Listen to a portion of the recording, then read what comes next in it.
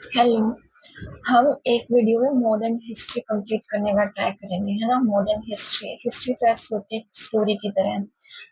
बाकी इवेंट्स याद करना बहुत मुश्किल होता है, तो हम वन डे एग्जाम या थोड़े हम HPSC, है ना, या कोई स्टेट PCS है या UPSC के कुछ हद तक, तो एक वीडियो में मॉडर्न हिस्ट्री कवर करने का ट्राई करेंगे। जो ब्रिटिशर्स हैं उनके एंट्री से लेकर और उनके जाने तक, है ना, 1947 तक, और जब वो आए थे वहां से स्टार्ट करेंगे। तो देखो, इंडिया में सबसे पहले यूरोप से कौन आता है। यूरोप से आपको 6 पावर्स याद रखनी है कि ये आते हैं और इस क्रोनोलॉजी में आते हैं। ब्रिटिशर्स जो है यूरोप से आने वाले पहले नहीं थे, उससे पहले आए हैं। पोर्टुगीज आए हैं और डच आए हैं, ठीक है। तो यूरोप से इंडिया में सबसे पहले पोर्टुगीज आए, फिर डच आए, उसके बाद ब्रिटिशर्स आए, ठीक है, थर्ड नंबर पे। फिर ब्रिटिशर्स के बाद डैनिश आते हैं और फिर फ्रेंच, सबसे लास्ट में फ्रेंच। मतलब जो फ्रेंच है वो इंडिया में आने वाले सबसे लास्ट हैं और जाने वाले भी सबसे लास्ट है ना। फ्रेंच जो है सबसे बाद में जाते हैं और सबसे बाद में आए थे। ब्रिटिशर्स थर्ड नंबर पे आते हैं, सबसे पहले पोर्टुगीज, फिर डच और फिर ब्रिटिशर्स, उसके बाद डैनिश और फिर फ्रेंच, ठीक है। अब देखो कि देखो, पोर्टुगीज को तो पता है कि पोर्टुगीज में सबसे पहले 1498 में वास्को ड गामा आए थे, ठीक है। कैलिकट के कोस्ट पे, केरला वाले कोस्ट में 1498 में वास्को ड गामा आए थे, ठीक है, पुर्तगाल से। वो कर तो रहे थे अमेरिका की खोज, पर वो इंडिया में लैंड कर गए, ठीक है। लैंड तो वो एरोप्लेन से तो आए नहीं थे, सी से आए थे, ठीक है। तो वो खोज रहे थे अमेरिका और मिल गया इंडिया। 1498 में वास्को ड गामा पोर्टुगीज था। अच्छा, एक बात और पोर्टुगीज से रिलेटेड याद रखना कि जो इंडिया में कैशू है, पपाया है ना, ये सब जो क्रॉप है वो इंडिया की नेटिव नहीं है। ये सब पोर्टुगीज लेके आए थे इंडिया में। ठीक है। मेज और जो मतलब जैसे कैशू, पपाया, ये सब क्रॉप है, ये इंडिया की नेटिव नहीं है, ये पोर्टुगीज लेके आए थे। तो देखो, सबसे पहले इंडिया में पोर्टुगीज, डच, फिर ब्रिटिश, फिर डैनिश और फिर फ्रेंच। अब ब्रिटिशर्स की एंट्री देखो कैसे होती है इंडिया में। सबसे पहले जहांगीर के कोर्ट में, जब यहाँ पे इंडिया में मुगल राज चल रहा था ना, जहांगीर, ठीक है, जहांगीर के कोर्ट में आते हैं विलियम हॉकिंस। विलियम हॉकिंस के कोर्ट में जहाँ, ठीक है, विलियम हॉकिंस आते हैं जहांगीर के कोर्ट में 1608 में। कब? 1608 में। उसने जो है जहांगीर से परमिशन ली कि हमें यहाँ पे ट्रेड करना है। तो उसने परमिशन ली सूरत और मसूलीपट्टनम में अपने ट्रेडिंग सेंटर एस्टेब्लिश करने की, ठीक है। तो फर्स्ट एंट्री जहांगीर के कोर्ट में होती है विलियम हॉकिंस के 1608 में, और उसने सूरत और मसूलीपट्टनम में अपने जो ट्रेडिंग सेंटर है वो एस्टेब्लिश करने की जो है परमिशन ली, और मिल गई, ठीक है। तो उसके बाद सूरत और मसूलीपट्टनम में उनके ट्रेडिंग सेंटर एस्टेब्लिश हो गए, ठीक है। और सबसे पहले इंडिया में ब्रिटिशर्स की फैक्ट्री कहाँ लगी? सूरत में, ठीक है, 1613 में। देखो, 1608 में उसने परमिशन लिया जहांगीर से, 1613 में सूरत में सबसे पहली फैक्ट्री ब्रिटिशर्स की लग चुकी है। फिर 1615 में जहांगीर के कोर्ट में थॉमस रॉय आते हैं, ठीक है। फिर वो भी सेम डिमांड करते हैं कि हमें और ज्यादा ट्रेडिंग सेंटर्स जो है एस्टेब्लिश करने हैं। तो दो ही जगह हुआ है, सूरत और मसूलीपट्टनम, हमें और भी जगह चाहिए भाई ट्रेडिंग सेंटर एस्टेब्लिश करने के लिए। तो थॉमस रॉय आते हैं 1615 में। विलियम हॉकिंस 1608 में आए थे, ठीक है। थॉमस रॉय 1615 में, दोनों जहांगीर के कोर्ट में आते हैं। फिर ऐसे धीरे धीरे करके ये ट्रेडिंग सेंटर एस्टेब्लिशमेंट की परमिशन लेते हैं और धीरे धीरे हर जगह जो है अपने ट्रेडिंग सेंटर एस्टेब्लिश कर लेते हैं, ठीक है।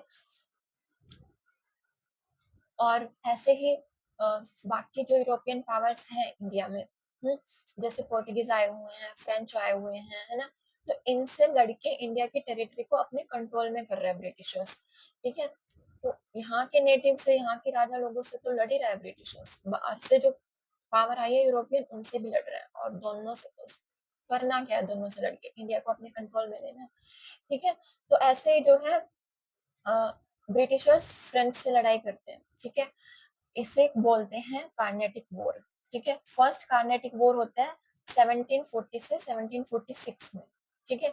किस किस के बीच में? ब्रिटिशर्स और फ्रेंच के बीच में। अब यहाँ पे जो फ्रेंच और ब्रिटिशर्स हैं उनके बीच में लड़ाई थी नॉर्थ अमेरिका के कुछ पार्ट को लेके और इंडिया के कुछ पार्ट को लेके। तो नॉर्थ अमेरिका में फ्रेंच जो पावर है वो जीत जाती है और इंडिया में ब्रिटिशर्स जीत जाते हैं। तो जब फर्स्ट कार्नेटिक वॉर के बाद इनके बीच में ट्रीटी होती है तो इनका डिसाइड होता है कि जो नॉर्थ अमेरिका वाला पार्ट है वो फ्रेंच रखेंगे और जो इंडिया वाला पार्ट है वो ब्रिटिशर्स रखेंगे। ठीक है, फर्स्ट कार्नेटिक वॉर इसमें ट्रीटी ऑफ पौंडुचेरी एक्स ला चैप्ले हुई थी। ठीक है, फर्स्ट कार्नेटिक वॉर में जो ट्रीटी साइन हुई थी वो थी एक्स ला चैप्ले। थोड़ा अजीब सा नाम है, ये जर्मनी में एक सिटी है। ठीक है, वहां पे इनकी जो है वो साइन हुई थी ट्रीटी, तो इसका नाम जर्मनी की एक सिटी के नाम पे दे दिया था, एक्सला चैप्ले। फर्स्ट कार्नेटिक वॉर फ्रेंच और ब्रिटिशर्स के बीच में। अब सेकंड कार्नेटिक वॉर होता है, ठीक है, 1749 से 1754। ये डेट इतना ध्यान रखने की जरूरत नहीं है, थोड़ा ट्रीटी ध्यान रखी जा सकते हैं कि फर्स्ट कार्नेटिक वॉर के बाद ट्रीटी ऑफ एक्सला चैप्ले साइन हुई थी और सेकंड जो कार्नेटिक वॉर हुआ उसके बाद ट्रीटी ऑफ पोंडुचेरी साइन होती है फ्रेंच और ब्रिटिशर्स के बीच में। ठीक है, इसमें क्या हुआ था, इसमें जो पौंडीचेरी पे पावर है वो फ्रेंच की रिस्टोर हो गई थी। थर्ड कार्नेटिक वॉर होता है 1756 से 1763। ठीक है, इसे बैटल ऑफ वॉन्डिवॉश भी बोलते हैं। ये 7 साल जो है युद्ध चला था 1756 से लेके 1763 तक। ठीक है, बैटल ऑफ वॉन्डिवॉश 7 ईयर वॉर भी बोलते हैं। इसमें जो ट्रीटी साइन हुई है वो ट्रीटी ऑफ पेरिस साइन हुई। ठीक है, देखो first Carnatic war Aix la Chapelle treaty, second Carnatic war में पौंडुचेरी की ट्रीटी है ना, थर्ड कार्नेटिक वॉर में ट्रीटी ऑफ पेरिस। ठीक है, इसमें जो फ्रेंच है वो ब्रिटिशर्स के अंडर आ गए थे, तो तीन कार्नेटिक वॉर लड़े। ठीक है, फ्रेंच और ब्रिटिशर्स के बीच में कार्नेटिक वॉर्स हुए हैं। ठीक है, और बैटल ऑफ वॉन्डिवॉश कौन सा है, third battle of Carnatic war. ठीक है, अब देखो कार्नेटिक वाले पे फ्रेंच से लड़के ब्रिटिशर्स ने कंट्रोल ले लिया, अपने ट्रेडिंग सेंटर से एस्टेब्लिश कर लिए। अब बंगाल वाले पार्ट में आ जाओ, तो बंगाल वाले रीजन में क्या था, दो आपको जो है मेन यहाँ पे वॉर ध्यान रखने हैं, बैटल बैटल ऑफ प्लासी और बैटल ऑफ बक्सर। इन दो को लड़के जो ब्रिटिशर्स हैं वो बंगाल पे पूरी तरह अपना कंट्रोल पा लेते हैं। ठीक है, बैटल ऑफ प्लासी पहले होता है 1757 में, जब बंगाल के जो नवाब थे वो थे सिराजुद्दौला। ठीक है, बंगाल के नवाब थे सिराजुद्दौला। सिराजुद्दौला और ब्रिटिशर्स के बीच में लड़ाई होती है 1757 में। ठीक है, क्यों, क्योंकि सिराजुद्दौला ने उनके साथ ट्रेड करने से मना कर दिया था। ब्रिटिशर्स बोल रहे थे कि आप किसी दूसरी जो यूरोपियन पावर है उसके साथ आपको व्यापार ट्रेड नहीं करना है। ठीक है, हम हमारी मोनोपोली होनी चाहिए ट्रेड पे। तो वो क्या करते हैं, सिराजुद्दौला मना कर देते हैं, मैं क्यों भाई, मुझे तो जहाँ प्रॉफिट दिखेगा मैं वही करूंगा, क्यों मैं सिर्फ ब्रिटिशर्स के साथ क्यों करूँ। तो ब्रिटिशर्स है वो गुस्सा हो गए, अब उन्होंने यहाँ पे वॉर डिक्लेयर कर दिया। तो ये था बैटल ऑफ प्लासी 1757 में सिराजुद्दौला और ब्रिटिशर्स के बीच में। ठीक है, यहाँ पे ब्रिटिशर्स जो है एक पर्सन की हेल्प लेते हैं सिराजुद्दौला के अगेंस्ट लड़ने के लिए। उन पर्सन का नाम था जगत सेठ। ठीक है, जगत सेठ और ब्रिटिशर्स जो पावर है वो मिलके सिराजुद्दौला के अगेंस्ट लड़ती है। ठीक है, अब जो मीर जाफर है उस टाइम पे, जो मीर जाफर है उसने भी ब्रिटिशर्स का साथ दिया था। ठीक है, सिराजुद्दौला के अगेंस्ट जाके ब्रिटिशर्स का साथ दिया। तो अब मीर जाफर ने उनका साथ दिया तो ब्रिटिशर्स नेक्स्ट जो नवाब है ये युद्ध जीतने के बाद मीर जाफर को बना देते हैं। और मीर जाफर उन्हें जो बंगाल का एक 24 परगना जिसे बोलते हैं ना डिस्ट्रिक्ट, तो उसके जो है राइट्स, जमींदारी राइट्स जो है कंपनी को दे देता है। अब यहाँ पे देखो, ये जो मैं ब्रिटिशर्स बोल रही हूँ ना, ये ब्रिटिश ईस्ट इंडिया कंपनी बोल रही हूँ। ब्रिटिश ईस्ट इंडिया कंपनी का ही ये चल रहा है, जो भी ये लड़ाई कर रही है ना। ये कंपनी 1600 में ब्रिटेन में बनी थी, क्वीन ने बनाई थी 1600 में कि जाओ भाई इंडिया में जाके ट्रेड करो। तो ये ब्रिटिश ईस्ट इंडिया कंपनी की बात हो रही है। और अभी तक, ठीक है, जब तक 1857 का वॉर नहीं हो जाता, इसी कंपनी के पास पावर है, मोनोपोली है कि सिर्फ जो ब्रिटेन से आके यही कंपनी इंडिया में ट्रेड कर सकती है, बाकी कोई दूसरी कंपनी यहाँ पे आके ट्रेड नहीं करेगी। ठीक है, मोनोपोली थी इस कंपनी के पास। तो मीर जाफर ने बैटल ऑफ प्लासी के बाद जो 24 परगना है उसके जो जमींदारी राइट्स है वो दे दिए ब्रिटिश ईस्ट इंडिया कंपनी को, ठीक है। और जो बैटल ऑफ प्लासी में लूट हुई, जितने पैसे उसने लूटे, ठीक है, उनका अलग से दूसरी जगह इस्तेमाल किया इन पैसों का, ठीक है, ब्रिटिशर्स ने। जैसे कि कार्नेटिक वॉर में इसका इस्तेमाल किया, मराठा वॉर हुआ वहां पे, ठीक है, मैसूर वॉर हुआ वहां पे, इस पैसे का इस्तेमाल किया, ठीक है। अब मीर जाफर के बाद मीर कासिम जो है नवाब बनते हैं। मीर कासिम को थोड़ा लगा, अभी मैं क्यों मानूं इनकी, मीर जाफर ने तो अपना मतलब वो पोजीशन लेने के लिए नवाब की तो ब्रिटिशर्स का साथ दिया था, लेकिन मीर जाफर के बाद जब मीर कासिम बने तो मीर कासिम सोचते हैं भाई मैं क्यों मानूं इनकी ब्रिटिशर्स की, ठीक है, मेरे तो ऊपर पूरा कंट्रोल किए जा रहे हैं, तो मेरा नवाब होने का क्या फायदा। तो मीर कासिम जो है थोड़ा सोचते हैं, प्लानिंग करते हैं, और जो मुगल एम्परर है शाह आलम टू उसके साथ, और जो अवध के नवाब थे सुराज सुजाउदौला, ठीक है, शाह आलम टू मुगल एम्परर थे और सुजाउदौला अवध के, और ये बंगाल से मीर कासिम है। ये मिलके जो है प्लानिंग करते हैं, ठीक है, कि हम ब्रिटिशर्स के अगेंस्ट लड़ेंगे। और फिर बैटल ऑफ बक्सर होता है 1764 में। 1757 में बैटल ऑफ प्लासी, 1764 में, ठीक है, बैटल ऑफ बक्सर। और बैटल ऑफ बक्सर होने के बाद इनके बीच में ट्रीटी साइन होती है। वैसे देखो, ब्रिटिशर्स इन तीनों को बुरी तरह हरा देते हैं, ठीक है, बैटल ऑफ बक्सर में। तो अब इस युद्ध के बाद एक ट्रीटी साइन होती है, ट्रीटी ऑफ इलाहाबाद, ठीक है। इसमें क्या था, बिहार, बंगाल और उड़ीसा, ठीक है, तीन, बिहार, बंगाल और उड़ीसा, इनके जो दीवानी राइट्स हैं वो ब्रिटिश ईस्ट इंडिया कंपनी के पास चले जाते हैं। दीवानी राइट्स का मतलब है कि जो वहां से जमींदारी जो टैक्स आता है ना, उसका राइट है ना, रेवेन्यू कलेक्शन जो है उसका राइट इनके पास चला जाता है। और सुजाउदौला जो है वो कंपनी के पार्टनर बन जाते हैं, ठीक है। तो देखो, बैटल ऑफ प्लासी पहले होता है 1757 में, ठीक है, वहां पे सिराजुद्दौला और ब्रिटिशर्स के बीच में होता है। बैटल ऑफ बक्सर होता है 1764 में। यहाँ पे तीन लोग साथ में हैं, एक तो बंगाल के नवाब मीर कासिम, अवध के सुजाउदौला और मुगल एम्परर शाह आलम द्वितीय, ठीक है। और इसके बाद ट्रीटी ऑफ इलाहाबाद साइन होती है बैटल ऑफ बक्सर के बाद। तो ट्रीटी ऑफ इलाहाबाद का बैटल ऑफ बक्सर के बाद, जिसमें बंगाल, बिहार और ओडिशा के दीवानी राइट्स कंपनी के पास चले जाते हैं, ठीक है। देखो, कंट्रोल समझ आ रहा है, वो धीरे धीरे कर रहा है। जहांगीर के कोर्ट में आया, परमिशन ली, फ्रेंच से लड़ा, ठीक है, तीन कार्नेटिक वॉर हुए। उसके बाद बैटल ऑफ प्लासी से उसने पावर ले ली, बैटल ऑफ बक्सर से पावर ले ली, ठीक है। तो अब ये मैसूर वाले रीजन में आ जाओ, कर्नाटका वाला, ठीक है। यहाँ पे थे हैदर अली, हैदर अली रूल कर रहे थे। तो यहाँ पे भी हैदर अली के साथ ब्रिटिश ईस्ट इंडिया कंपनी के वॉर होते हैं, जिससे मैसूर वॉर वॉर जो है बोला गया, ठीक है। इसमें चार एंग्लो मैसूर वॉर होते हैं। एंग्लो मतलब इंग्लिश, मैसूर वो वाला पार्ट, ठीक है। मैसूर एंग्लो, मैसूर मतलब कर्नाटका वाला पार्ट। तो एंग्लो मैसूर वॉर चार होते हैं। दो तो हैदर अली लड़ता है और दो जो है टीपू सुल्तान लड़ता है, हैदर अली का बेटा टीपू सुल्तान, ठीक है। पहले दो हैदर अली और ब्रिटिशर्स के बीच में होंगे। नेक्स्ट जो थर्ड और फोर्थ मैसूर वॉर है वो टीपू सुल्तान और ब्रिटिशर्स के बीच में होगा। देखो, फर्स्ट जो एंग्लो मैसूर वॉर है वो होता है हैदर अली और ब्रिटिशर्स के बीच में। इसमें ट्रीटी ऑफ मद्रास साइन होती है। ये ट्रीटी इंपॉर्टेंट है। ट्रीटी मतलब इनके नाम इंपॉर्टेंट है कि फर्स्ट के बाद कौन सी ट्रीटी साइन हुई। तो फर्स्ट जो एंग्लो मैसूर वॉर हुआ वहां पे ट्रीटी ऑफ मद्रास, ठीक है, मद्रास साइन होती है। सेकंड जो एंग्लो मैसूर वॉर होता है तब ट्रीटी ऑफ मैंगलोर साइन होती है। तो जब हैदर अली लड़ रहा है तो दोनों एम एम करके साइन होती है, मद्रास एंड मैंगलोर, ठीक है।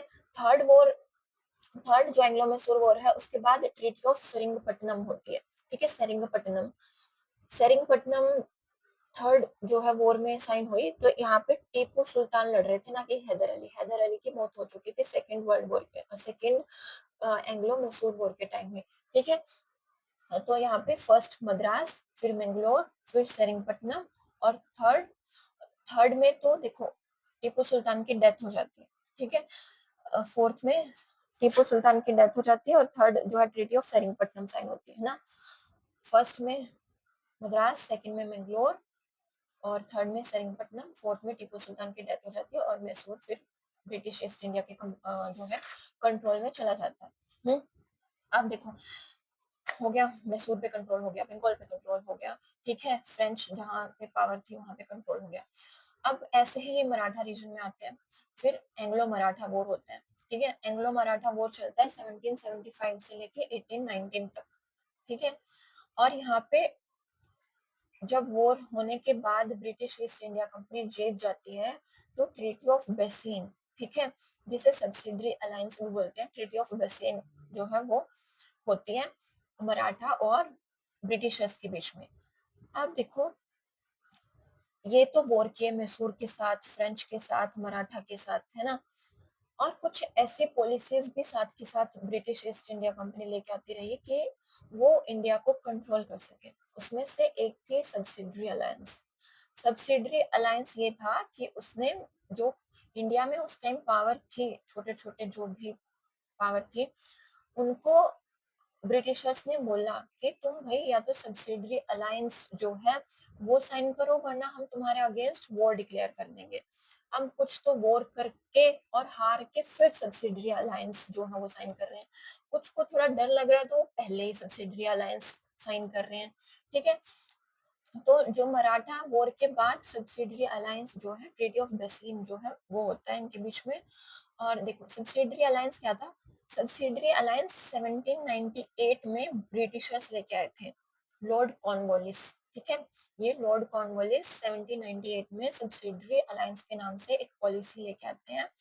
और इस पॉलिसी में था क्या कि जो ब्रिटिश आर्मी है वो तुम्हारे जो टेरिटरी है वहां पे रुकेगी, और तुम्हें उसकी सारी मेंटेनेंस, उसकी जो भी कॉस्ट आ रही है रहने की, खाने की, पीने की, पहनने की, वो सब तुम्हें जो है वो बियर करनी है ना?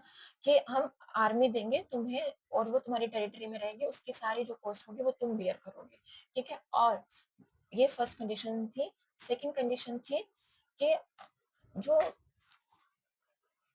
तुम दूसरे जो पावर है, जैसे फ्रेंच हो गई, डच हो गई, डेनिश हो गई, इनके साथ तुम जो है ट्रेडिंग या कोई भी ट्रीटी साइन नहीं कर सकते हो हमारी परमिशन के बिना, ठीक है? और तुम्हारे साथ ट्रेड सिर्फ हम करेंगे, बाकी कोई नहीं करेगा, ठीक है? तो ये था। और अगर तुम जो आर्मी हम दे रहे हैं उसकी मेंटेनेंस नहीं कर पाते हो, या तुम सब्सिडी अलायंस साइन नहीं करते हो, तो हम या तो तुम्हारे जमींदारी राइट ले लेंगे या वो डिक्लेयर कर देंगे, ठीक है? और दूसरी यूरोपियन पावर के पास आप जा नहीं सकते हो, ठीक है? ये था सब्सिडी अलायंस। कौन लेके आता है? 1798 में लॉर्ड कॉर्नवालिस लेके आते हैं। ऐसे ही दूसरी एक पॉलिसी है, ठीक है, वो है doctrine of lapse. Doctrine of lapse भी जो है ब्रिटिशर्स लेके आते हैं। डॉक्ट्राइन ऑफ लैप्स लेके आते हैं लॉर्ड डलहौजी, ठीक है? ये 1848 में आती है। 1848 में Lord Dalhousie doctrine of lapse करके एक पॉलिसी लेके आते हैं। ये पॉलिसीज आ ही किस लिए रही हैं? इंडिया को कंट्रोल में लेने के लिए, ठीक है? तो doctrine of lapse Dalhousie, DD, doctrine of lapse D Dalhousie, ठीक है, 1848 में। इसमें क्या था? अगर किसी राजा के पास इंडिया में जो भी है, उनके पास अगर खुद का है, मतलब खुद का अपना बेटा नहीं है, ठीक है? किंग किंग रूल में क्या होता है कि जो राजा है वो अपने बेटे को ट्रांसफर कर देगा ना अपना राज्य। तो यहाँ पे अगर ब्रिटिशर्स ने शर्त रखी कि अगर किसी राजा का खुद का, ठीक है, अपना बेटा नहीं है, तो हम उस राजा की सारी जो टेरिटरी है वो अपने कंट्रोल में ले लेंगे, ठीक है?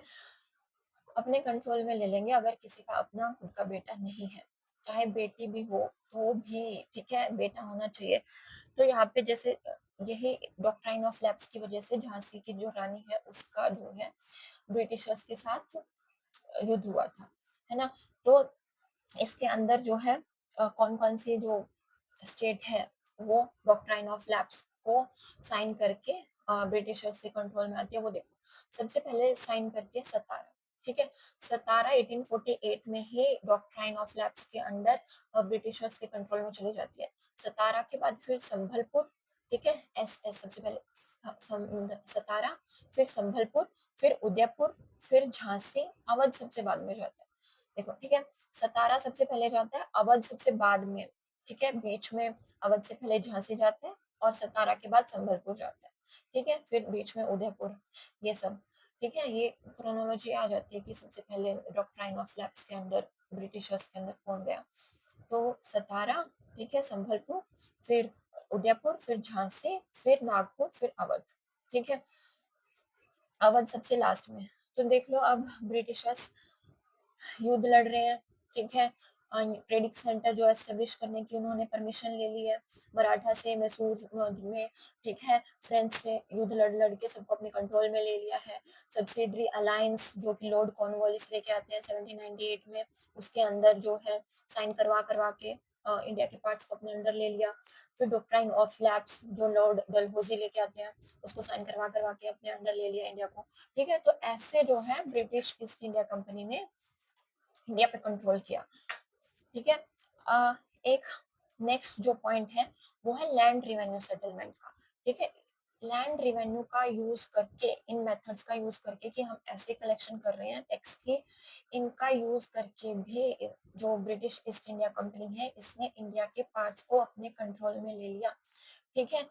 देखो लैंड सेटलमेंट सिस्टम, तीन मेन जो है लैंड सेटलमेंट सिस्टम है। लैंड सेटलमेंट सिस्टम का मतलब है कि जो पीजेंट्स हैं वो उनसे टैक्स कैसे लेना है, उसके मेथड्स हैं जो ब्रिटिशर्स ने हमें बताए, ठीक है।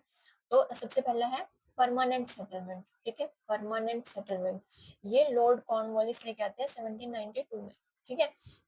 और लॉर्ड कॉर्नवालिस 1792 में, ठीक है। और ये कौन से रीजन में आता है? बंगाल, बिहार और ओडिशा वाले रीजन में, ठीक है।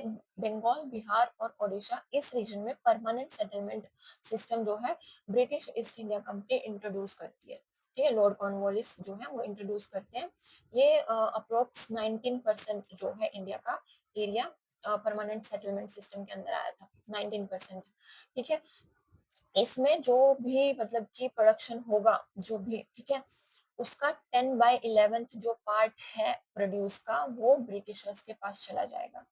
और परमानेंट सेटल सिस्टम में जो ब्रिटिशर्स है वो जमींदार अपॉइंट करते थे टैक्स कलेक्ट करने के लिए। और ये जो जमींदार हैं ये बहुत ही लॉयल होते थे ब्रिटिश ईस्ट इंडिया कंपनी के, ठीक है।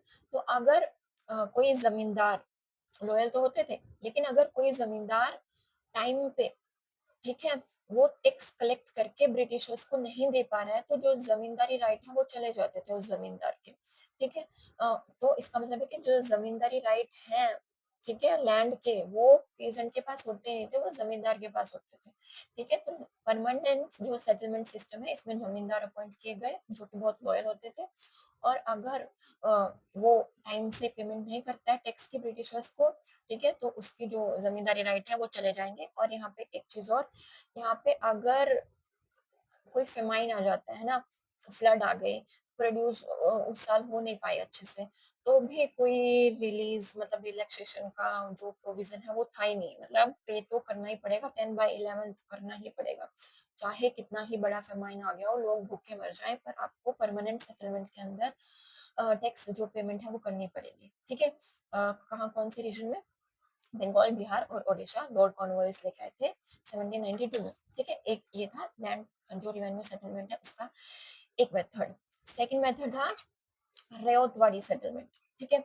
रयोतवाड़ी में क्या था? रयोत का मतलब होता है किसान।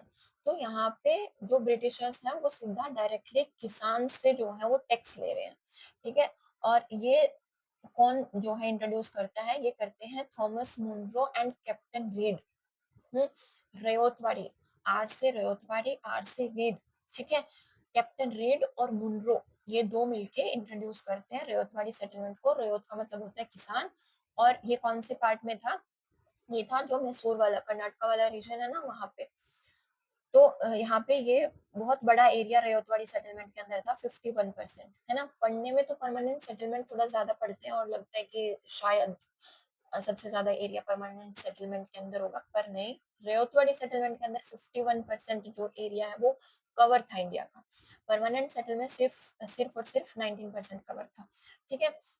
और अगर रेओथ जो है फेल हो जाते हैं ये टैक्स पे करने के लिए, ठीक है, तो उनके जो लैंड की ओनरशिप है वो चली जाएगी, ठीक है। रेओथ में डायरेक्ट किसान से लिया जाता था। हाँ, पर इसमें रिवीजन का प्रोविजन था कि हर 30 साल में हम जो ये प्रोविजन हमको रिवाइज करेंगे, ठीक है। परमानेंट सेटल में रिवीजन का कोई प्रोविजन नहीं था, रेओतवाड़ी में प्रोविजन है। और नेक्स्ट है महलवाड़ी, ठीक है। महलवारी में भी रिवीजन का प्रोविजन है। महलवारी, महल का मतलब है यहाँ पे ग्रुप ऑफ विलेजेस, ठीक है, ग्रुप ऑफ विलेजेस। तो बहुत सारे गांवों के रेवेन्यू को इकट्ठा करके फिर ब्रिटिशर्स के पास पहुंचाया जाता था। यहाँ पे नंबरदार जो है, आज के टाइम पे भी हम गांव में सुनते हैं ना नंबरदार, तो नंबरदार की जो भूमिका है वो रहती थी महलवारी सिस्टम में, ठीक है। ये 1819 में होल्ट मैकेंजी जो है उसने इंट्रोड्यूस किया था। महलवारी होल्ट मैकेंजी 1819 में, होल्ट मैकेंजी। रेवतवाड़ी किसने? कैप्टन रिड ने और मुनरो ने, ठीक है। और परमानेंट सेटलमेंट किसने? लॉर्ड कॉर्नवालिस ने, ठीक है।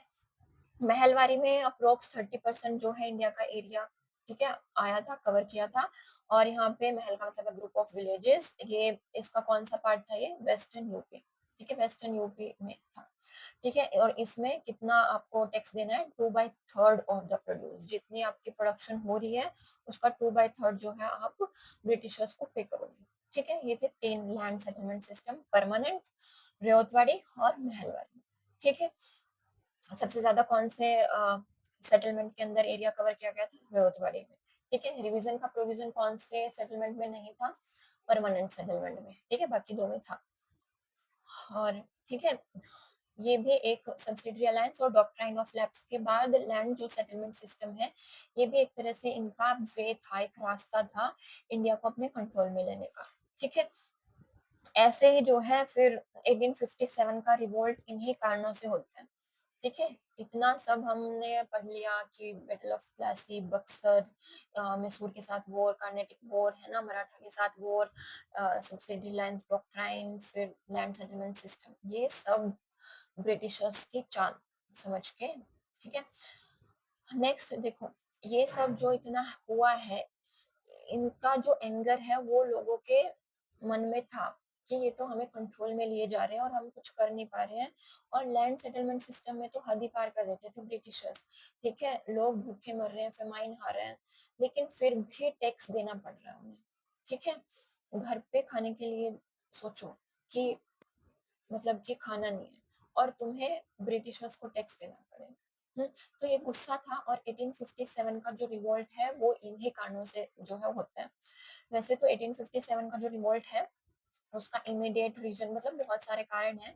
उसका एकदम जो इमीडिएट कारण है वो था कि जो ब्रिटिश आर्मी में इंडियन लोग थे उनको एक गन यूज करनी थी उस टाइम पे, और उस गन में जो है काउ और जो पिग का फैट है वो यूज किया गया था, ठीक है। और जब गन को यूज करते थे तो उन्हें जिसे चलानी है, यूज करना है गन का, तो उन्हें मुंह से, ठीक है, अपने माउथ से उसको हटा के फिर यूज करना पड़ता था उस फैट को।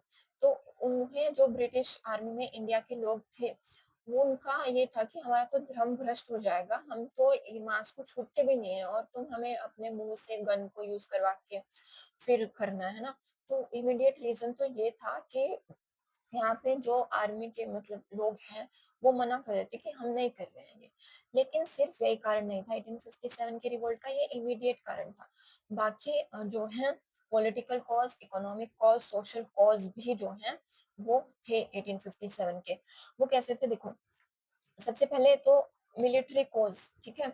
मिलिट्री कोज था 1857 के रिवोल्ट का। वो क्या था कि जो ब्रिटिशर्स हैं वो एक एनलिस्टमेंट ऑर्डर लेके आते हैं 1856 में, एनलिस्टमेंट ऑर्डर 1856 में।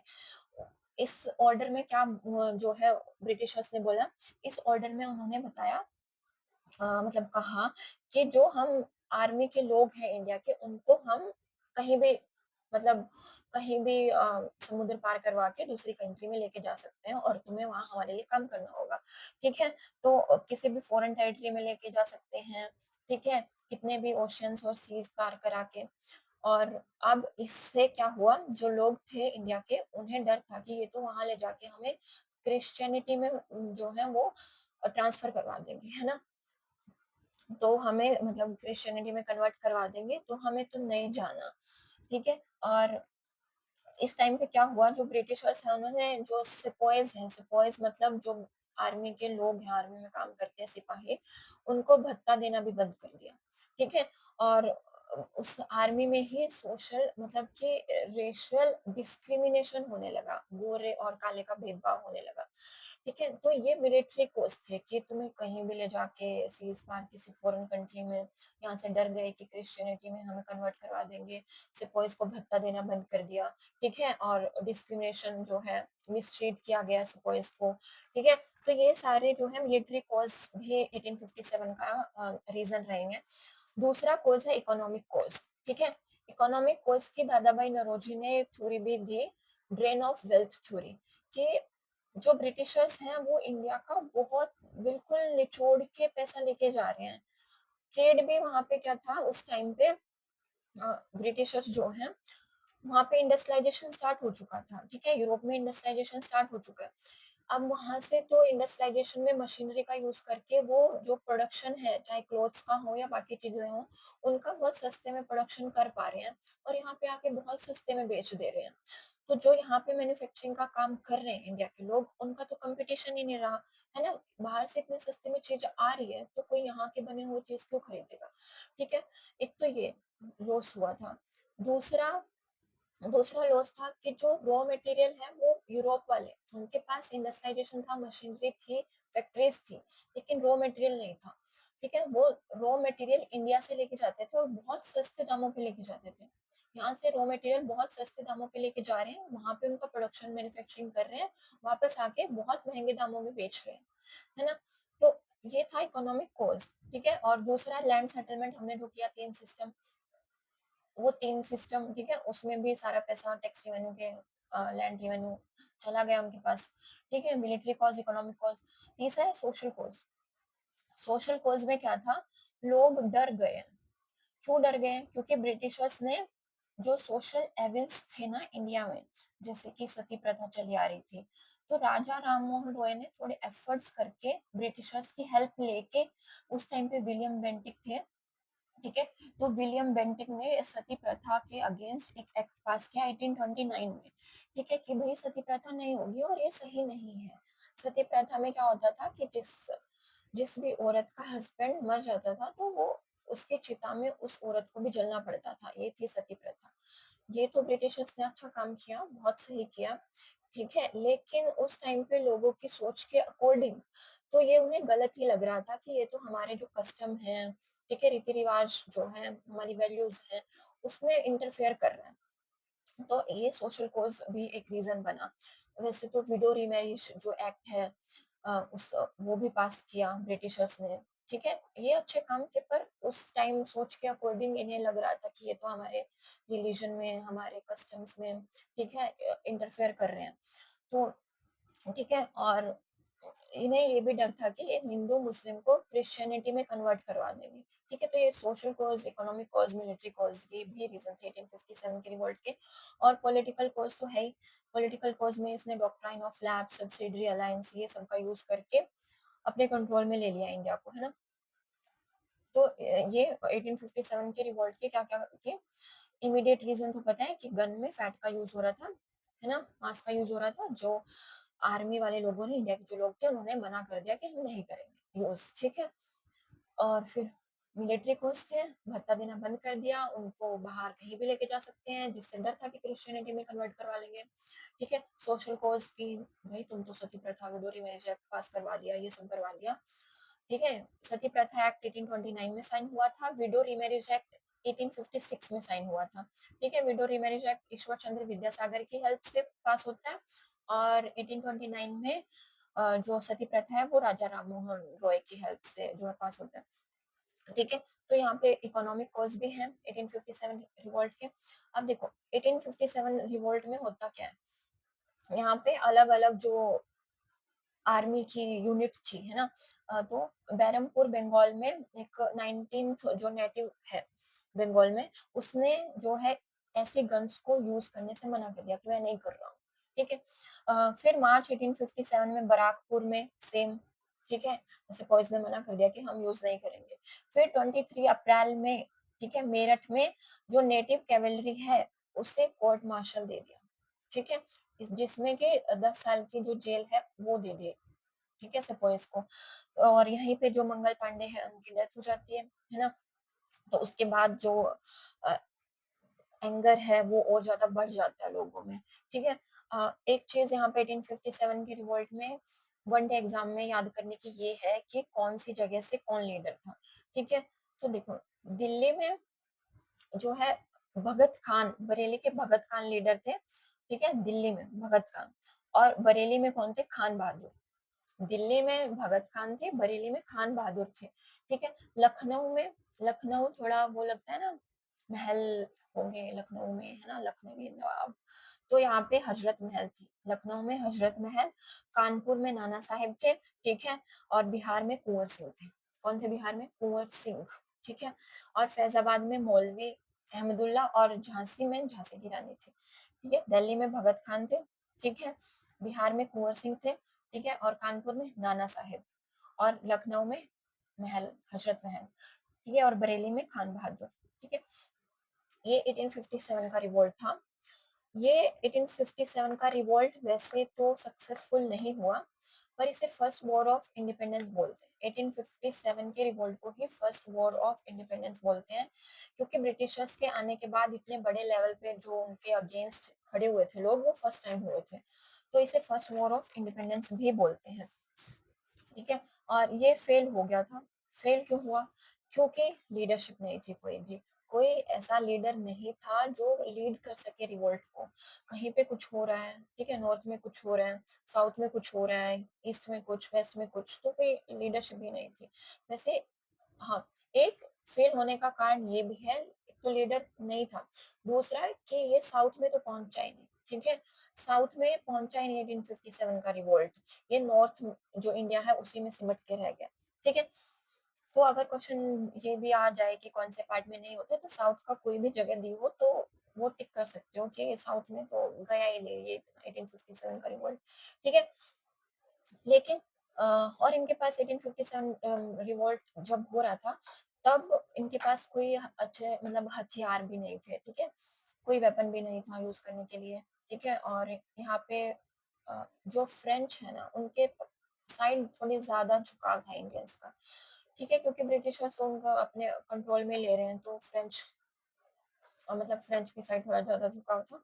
और इसका 1857 का सिग्निफिकेंस तो पता ही है, इसे फर्स्ट वॉर ऑफ इंडिपेंडेंस भी बोलते हैं, ठीक है? बेशक ये फेल हो गया, पर लोगों के मन में तो नेशनैलिटी का जो भाव है वो जाग गया था, ठीक है? ये सिग्निफिकेंस थी इसकी कि लोगों के मन में नेशनैलिटी कि हमें अपना इंडिया चाहिए, अपने कंट्रोल में चाहिए, ठीक है? बाहर से कोई आके हमें कंट्रोल नहीं करेगा। ये भावना पैदा हो गई थी 1857 के रिवोल्ट के बाद, ठीक है? देखो 1857 के रिवोल्ट तक हो गया। हुँ। अब 1857 के रिवोल्ट के बाद क्या होता है, 1857 के रिवोल्ट के बाद ब्रिटिशर्स थोड़ा डर गए कि भाई इंडिया वाले तो लड़ भी सकते हैं, है ना? इकट्ठा आके ये तो लड़ भी सकते हैं। तो यहाँ पे 1858 में क्वीन प्रोक्लेमेशन जो है वो आता है। क्वीन प्रोक्लेमेशन है कि कुछ कंडीशंस जो हैं, एक तरह से एक्ट बोल सकते हो, ये एक्ट क्वीन ने भेज दिया 1858 में, ठीक है? इसकी कंडीशंस थी, थोड़ा डरे तो नहीं, थोड़ा बैक स्टेप इन्होंने इस एक्ट के थ्रू ले लिया ब्रिटिशर्स ने। इसने कहा, क्वीन प्रोक्लेमेशन ने 1858 में जो आया, इसमें कहा कि जो कंपनी का रूल है वो हम खत्म कर रहे हैं और जो पावर है वो सीधी क्राउन के पास चली जाएगी। अब तक 1857 तक यहाँ पे ब्रिटिशर्स का मतलब था ब्रिटिश ईस्ट इंडिया कंपनी, जो कि 1600 में बनी थी, यहाँ पे ट्रेड करने आई थी, लेकिन ट्रेड के साथ साथ बहुत ज्यादा कुछ कर गई। तो यहाँ पे 1858 में वो जो ब्रिटिश ईस्ट इंडिया कंपनी की पावर है वो कहाँ चली गई, क्राउन के पास चली गई, ठीक है? ब्रिटिश ईस्ट इंडिया कंपनी का रोल खत्म हो गया, ये फर्स्ट था। सेकंड था कि जो गवर्नर जनरल है वो अब वॉइस रॉय हो जाएगा, ठीक है? नाम चेंज कर दिया, गवर्नर जो जनरल है उससे वॉइस रॉय, ठीक है? और जो डॉक्ट्राइन ऑफ लैप्स है उसको हम खत्म कर रहे हैं। पहले डॉक्ट्राइन ऑफ लैप्स लेके आए, बहुत सारी जो स्टेट है उनको अपने अंडर ले लिया। अब 1857 के रिवोल्ट के डर के बाद ये डॉक्ट्राइन ऑफ लैप्स को अबोलिश खत्म कर दे रहे हैं, ठीक है? और सोशल कॉज भी था ना 1857 का रिवोल्ट का कि भाई तुम हमारे रिलीजन कल्चर में कैसे इंटरफेयर कर रहे हो। तो इन्होंने 1858 के क्वीन प्रोक्लेमेशन में बोला कि भाई हम तुम्हारे रिलीजन में इंटरफेयर नहीं करेंगे, तुम्हें करना है जो करो, ठीक है? और फिर सबको हम कोई डिस्क्रिमिनेशन नहीं करेंगे, सबको इक्वली ट्रीट करेंगे, ठीक है? तो ये 1858 के क्वीन प्रोक्लेमेशन में था कि जो पावर है वो ब्रिटिश ईस्ट इंडिया कंपनी के पास से क्राउन के पास चली गई, गवर्नर जनरल से वायसरॉय हो गया और जो डॉक्ट्राइन ऑफ लैप्स है उसको अबॉलिश कर दिया, ठीक है? और बोल दिया कि हम रिलीजन में इंटरफेयर नहीं करेंगे, कोई डिस्क्रिमिनेशन नहीं करेंगे, ठीक है? ये था 1858, ठीक है? अब देखो 1858 के बाद क्या होता है, ये इंडियन पीनल कोड लेके आते हैं 1860 में, है ना, आईपीसी, जो अब चेंज होके भारतीय न्याय संहिता बन चुका है, ठीक है? 1860 में ब्रिटिशर्स ही इंडियन पीनल कोड लेके आए थे, जिसमें सारे जो धाराएं वगैरह है वो लिखी गई थी, ठीक है? और फिर ये आर्मी का रीऑर्गेनाइजेशन भी करते हैं 1857 के रिवोल्ट के बाद, ठीक है? ये आर्मी का रीऑर्गेनाइजेशन क्यों करते हैं, क्योंकि ये 1857 के रिवोल्ट में थोड़ा डर गए कि भाई जो आर्मी है वो भी हमारे अगेंस्ट जा सकती है, तो ये आर्मी में जो हायर पोजीशन पे है वहां तो इंडियन बिल्कुल नहीं होना चाहिए, ठीक है? हायर पोजीशन पे तो ब्रिटिशर्स ही होने चाहिए, ठीक है? वैसे ये ध्यान रखना कि आर्मी में अप्रोक्स 80% इंडियन ही थे, ठीक है? जो छोटे मतलब सिपाही थे वो 80% इंडियन ही थे, ठीक है? तो यहाँ पे 1857 के रिवॉल्ट में एक बात ये भी आती है कि भाई थे तो मतलब आर्मी में इंडिया के लोग ही, फिर भी हम ब्रिटिशर्स से क्यों नहीं लड़ पाए? इसमें एक रीजन ये है कि जो इंडिया के लोग हैं वो नमक हरामी नहीं करते, जिसका करते हैं ब्रिटिशर से अगर तनख्वाह ले रहे हैं तो उनके लिए लॉयल रह के काम करेंगे, ठीक है? मतलब पढ़ने में आता है। और फिर आर्मी का रिऑर्गेनाइजेशन करते हैं। फिर इस टाइम पे 1858 के बाद क्या है कि सोशल रिफॉर्म्स चल रहे हैं इंडिया में, ठीक है? सोशल रिफॉर्म कैसे चल रहे हैं? राजा राममोहन रॉय ब्रह्मो समाज की स्थापना करते हैं, ठीक है? जिसमें सती प्रथा के अगेंस्ट, चाइल्ड रीमैरिज, जो चाइल्ड मैरिज हो रही है उसके अगेंस्ट और विडो रीमैरिज के पक्ष में बात करते हैं, ठीक है? जो जो एविल्स प्रैक्टिसेस थी उस टाइम इंडियन सोसाइटी में उसके अगेंस्ट जो थिंकर्स हैं, ठीक है, वो आके बात करते हैं। और मुझे इंडियन हिस्ट्री का ये पार्ट सबसे अच्छा लगता है क्योंकि मतलब उनको तो ब्रिटिशर्स को तो भगाना ही है, पर साथ में इंडिया के अंदर जो कुछ गलत चीजें चल रही हैं उनको भी तो दूर करना है ना। तो जो ये सोशल रिफॉर्म्स हैं ये चल रहे हैं, ठीक है? उस टाइम पे जो ब्रह्मो समाज की स्थापना है वो करते हैं राजा राममोहन रॉय, ठीक है? सती प्रथा पे बैन लगवाते हैं। और दूसरा प्रार्थना समाज एक, ठीक है, ऑर्गेनाइजेशन बनती है।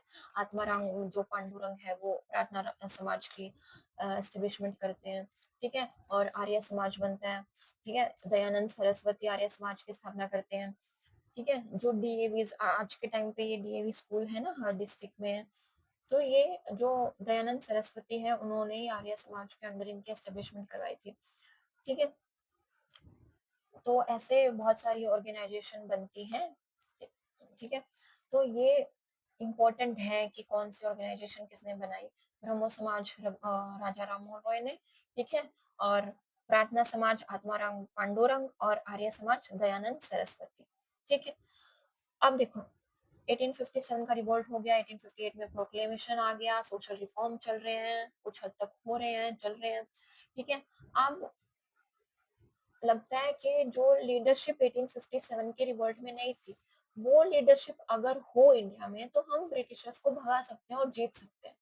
इसके लिए क्या होता है फिर 1885 में इंडियन नेशनल कांग्रेस की जो एस्टेब्लिशमेंट होती है, ठीक है? 1885 में 1885, ठीक है? 1885 में इंडियन नेशनल कांग्रेस की एस्टेब्लिशमेंट होती है, ए ओ ह्यूम, ठीक है? ए ओ ह्यूम इस नाम से एक पर्सन इंडियन नेशनल कांग्रेस की जो है स्थापना करते हैं, ठीक है? और इसके बाद जो है इंडिया का फ्रीडम जो स्ट्रगल है वो स्टार्ट हो जाता है, ठीक है? तो ये फ्रीडम स्ट्रगल अब 1947 तक चलेगा और अलग-अलग फेज में चलेगा। सबसे पहले मॉडरेट फेज, ठीक है? मॉडरेट फेज के बाद फिर एक्सट्रीमिस्ट फेज, फिर गांधीयन फेज। अब देखो इंडियन नेशनल कांग्रेस की स्थापना होने के बाद दो तरह के व्यू थे। एक तो था एक जो ग्रुप का व्यू था, एक ग्रुप का व्यू था कि हम जो पूरा पीसफुली एकदम आराम से ब्रिटिशर्स के सामने लिख के कागज पे फिर डिमांड करेंगे कि हमें फ्रीडम दो, फ्रीडम दो। इसे मॉडरेट जो फेज है वो बोला गया, मॉडरिस्ट, ठीक है? मॉडरेस्ट जो मतलब ऐसी सोच रखते थे कि हम वायलेंस नहीं करेंगे, ठीक है? जैसे कि दादा भाई नौरोजी, फिरोज शाह मेहता, ठीक है? गोपाल कृष्ण गोखले, ठीक है, ये 3 नाम दादा भाई नौरोजी, गोपाल कृष्ण गोखले, फिरोज शाह मेहता। ये तीनों इस थ्योरी के फेवर में थे कि हम मॉडरेट फेज चाहते हैं और हम आराम से पीसफुली डिमांड करेंगे, कोई वायलेंस नहीं करेंगे। लेकिन दूसरी साइड एक्सट्रीमिस्ट फेज थे, जिनका थोड़ा गर्म खून था, हम तो डिमांड करेंगे और अगर वो हमारी डिमांड नहीं मानेंगे तो हम वायलेंस पे भी जाएंगे। ठीक है, इसमें एक्सट्रीमिस्ट जो थे वो थे लाल बाल पाल। ठीक है, लाला लाजपत राय, बाल गंगाधर तिलक और विपिन चंद्र पॉल। ठीक है, लाल बाल पाल के नाम से जिन्हें हम जानते हैं, ये एक्सट्रीमिस्ट फेज था। ये थे कि हम अगर मतलब कि ये ऐसे तो मान नहीं रहे हैं, लिख के दे रहे हैं कि हमें हमें इंडिपेंडेंस दो, तो वो नहीं दे रहे हैं, तो हम वायलेंस करेंगे। ठीक है, इन्हें एक्सट्रीमिस्ट बोला गया। तो पहले और फिर उसके बाद गांधीयन फेज आता है, जब जो गांधी है वो साउथ अफ्रीका से अपनी लॉ की प्रैक्टिस कंप्लीट करके यहाँ पे आते हैं इंडिया में। ठीक है, उसके बाद गांधीयन फेज स्टार्ट हो जाता है, जब गांधी की जो लीडरशिप है उस लीडरशिप में ही बहुत सारे मूवमेंट होते हैं। ठीक है, तो सबसे पहले मॉडरेट फेज। ठीक है, मॉडरेट फेज है और उसके बाद एक्सट्रीमिस्ट फेज आएगा, फिर गांधीयन फेज आएगा। अब देखो, 1885 में इंडियन नेशनल कांग्रेस की स्थापना हो चुकी है। अब 1905 में क्या होता है, पार्टीशन ऑफ बंगाल होता है 1905 में। 1905 में पार्टीशन ऑफ बंगाल जो है ब्रिटिशर्स करते हैं। ये क्या करते हैं कि जो बांग्लादेश और जो बंगाल और बिहार वाला, उड़ीसा वाला रीजन है, वहां पे हिंदू और मुस्लिम को अलग करते हैं कि जो मुस्लिम वाला पार्ट है वो ईस्ट में चला जाएगा, ठीक है, बांग्लादेश में, और जो हिंदू वाला है, जहाँ पे हिंदू मेजोरिटी है, वो नॉर्थ में चला जाएगा। तो पार्टीशन करते हैं ये। ठीक है, पार्टीशन ऑफ बंगाल की पॉलिसी से डिवाइड एंड रूल पॉलिसी भी बोलते हैं। 1905 में ब्रिटिशर्स लेके आते हैं ये। ब्रिटिशर्स की तरफ से लॉर्ड कर्जन, 1905 में Lord Curzon partition of Bengal जो है वो डिक्लेयर करते हैं, डिवाइड एंड रूल की पॉलिसी। ठीक है, ये 20 जुलाई 1905 को डिक्लेयर करते हैं और ये बोलते हैं कि ये इफेक्ट होगा, मतलब अलग अलग हो जाएगा बंगाल 16 अक्टूबर 1905 को। ठीक है, जुलाई में डिक्लेयर करते हैं और 16 अक्टूबर एक डेट रखते हैं कि इस दिन हम पार्टीशन ऑफ बंगाल कर देंगे। ठीक है, तो पार्टीशन ऑफ बंगाल के टाइम अब स्वदेशी मूवमेंट इसके अगेंस्ट लोग बोल रहे हैं कि हमें, मतलब क्यों कर रहे हो तुम पार्टीशन ऑफ बंगाल, हमें हिंदू और मुस्लिम में बांटना चाहते हो। तो इसके अगेंस्ट लोग आते हैं और स्वदेशी मूवमेंट जो है स्टार्ट कर देते हैं। नाम से पता लग रहा है स्वदेशी, कि हम ब्रिटेन से जो आ रहा है उसको अपनाएंगे नहीं, उसका बॉयकॉट कर देंगे और जो इंडिया में ही चीजें बन रही हैं उनका यूज करेंगे।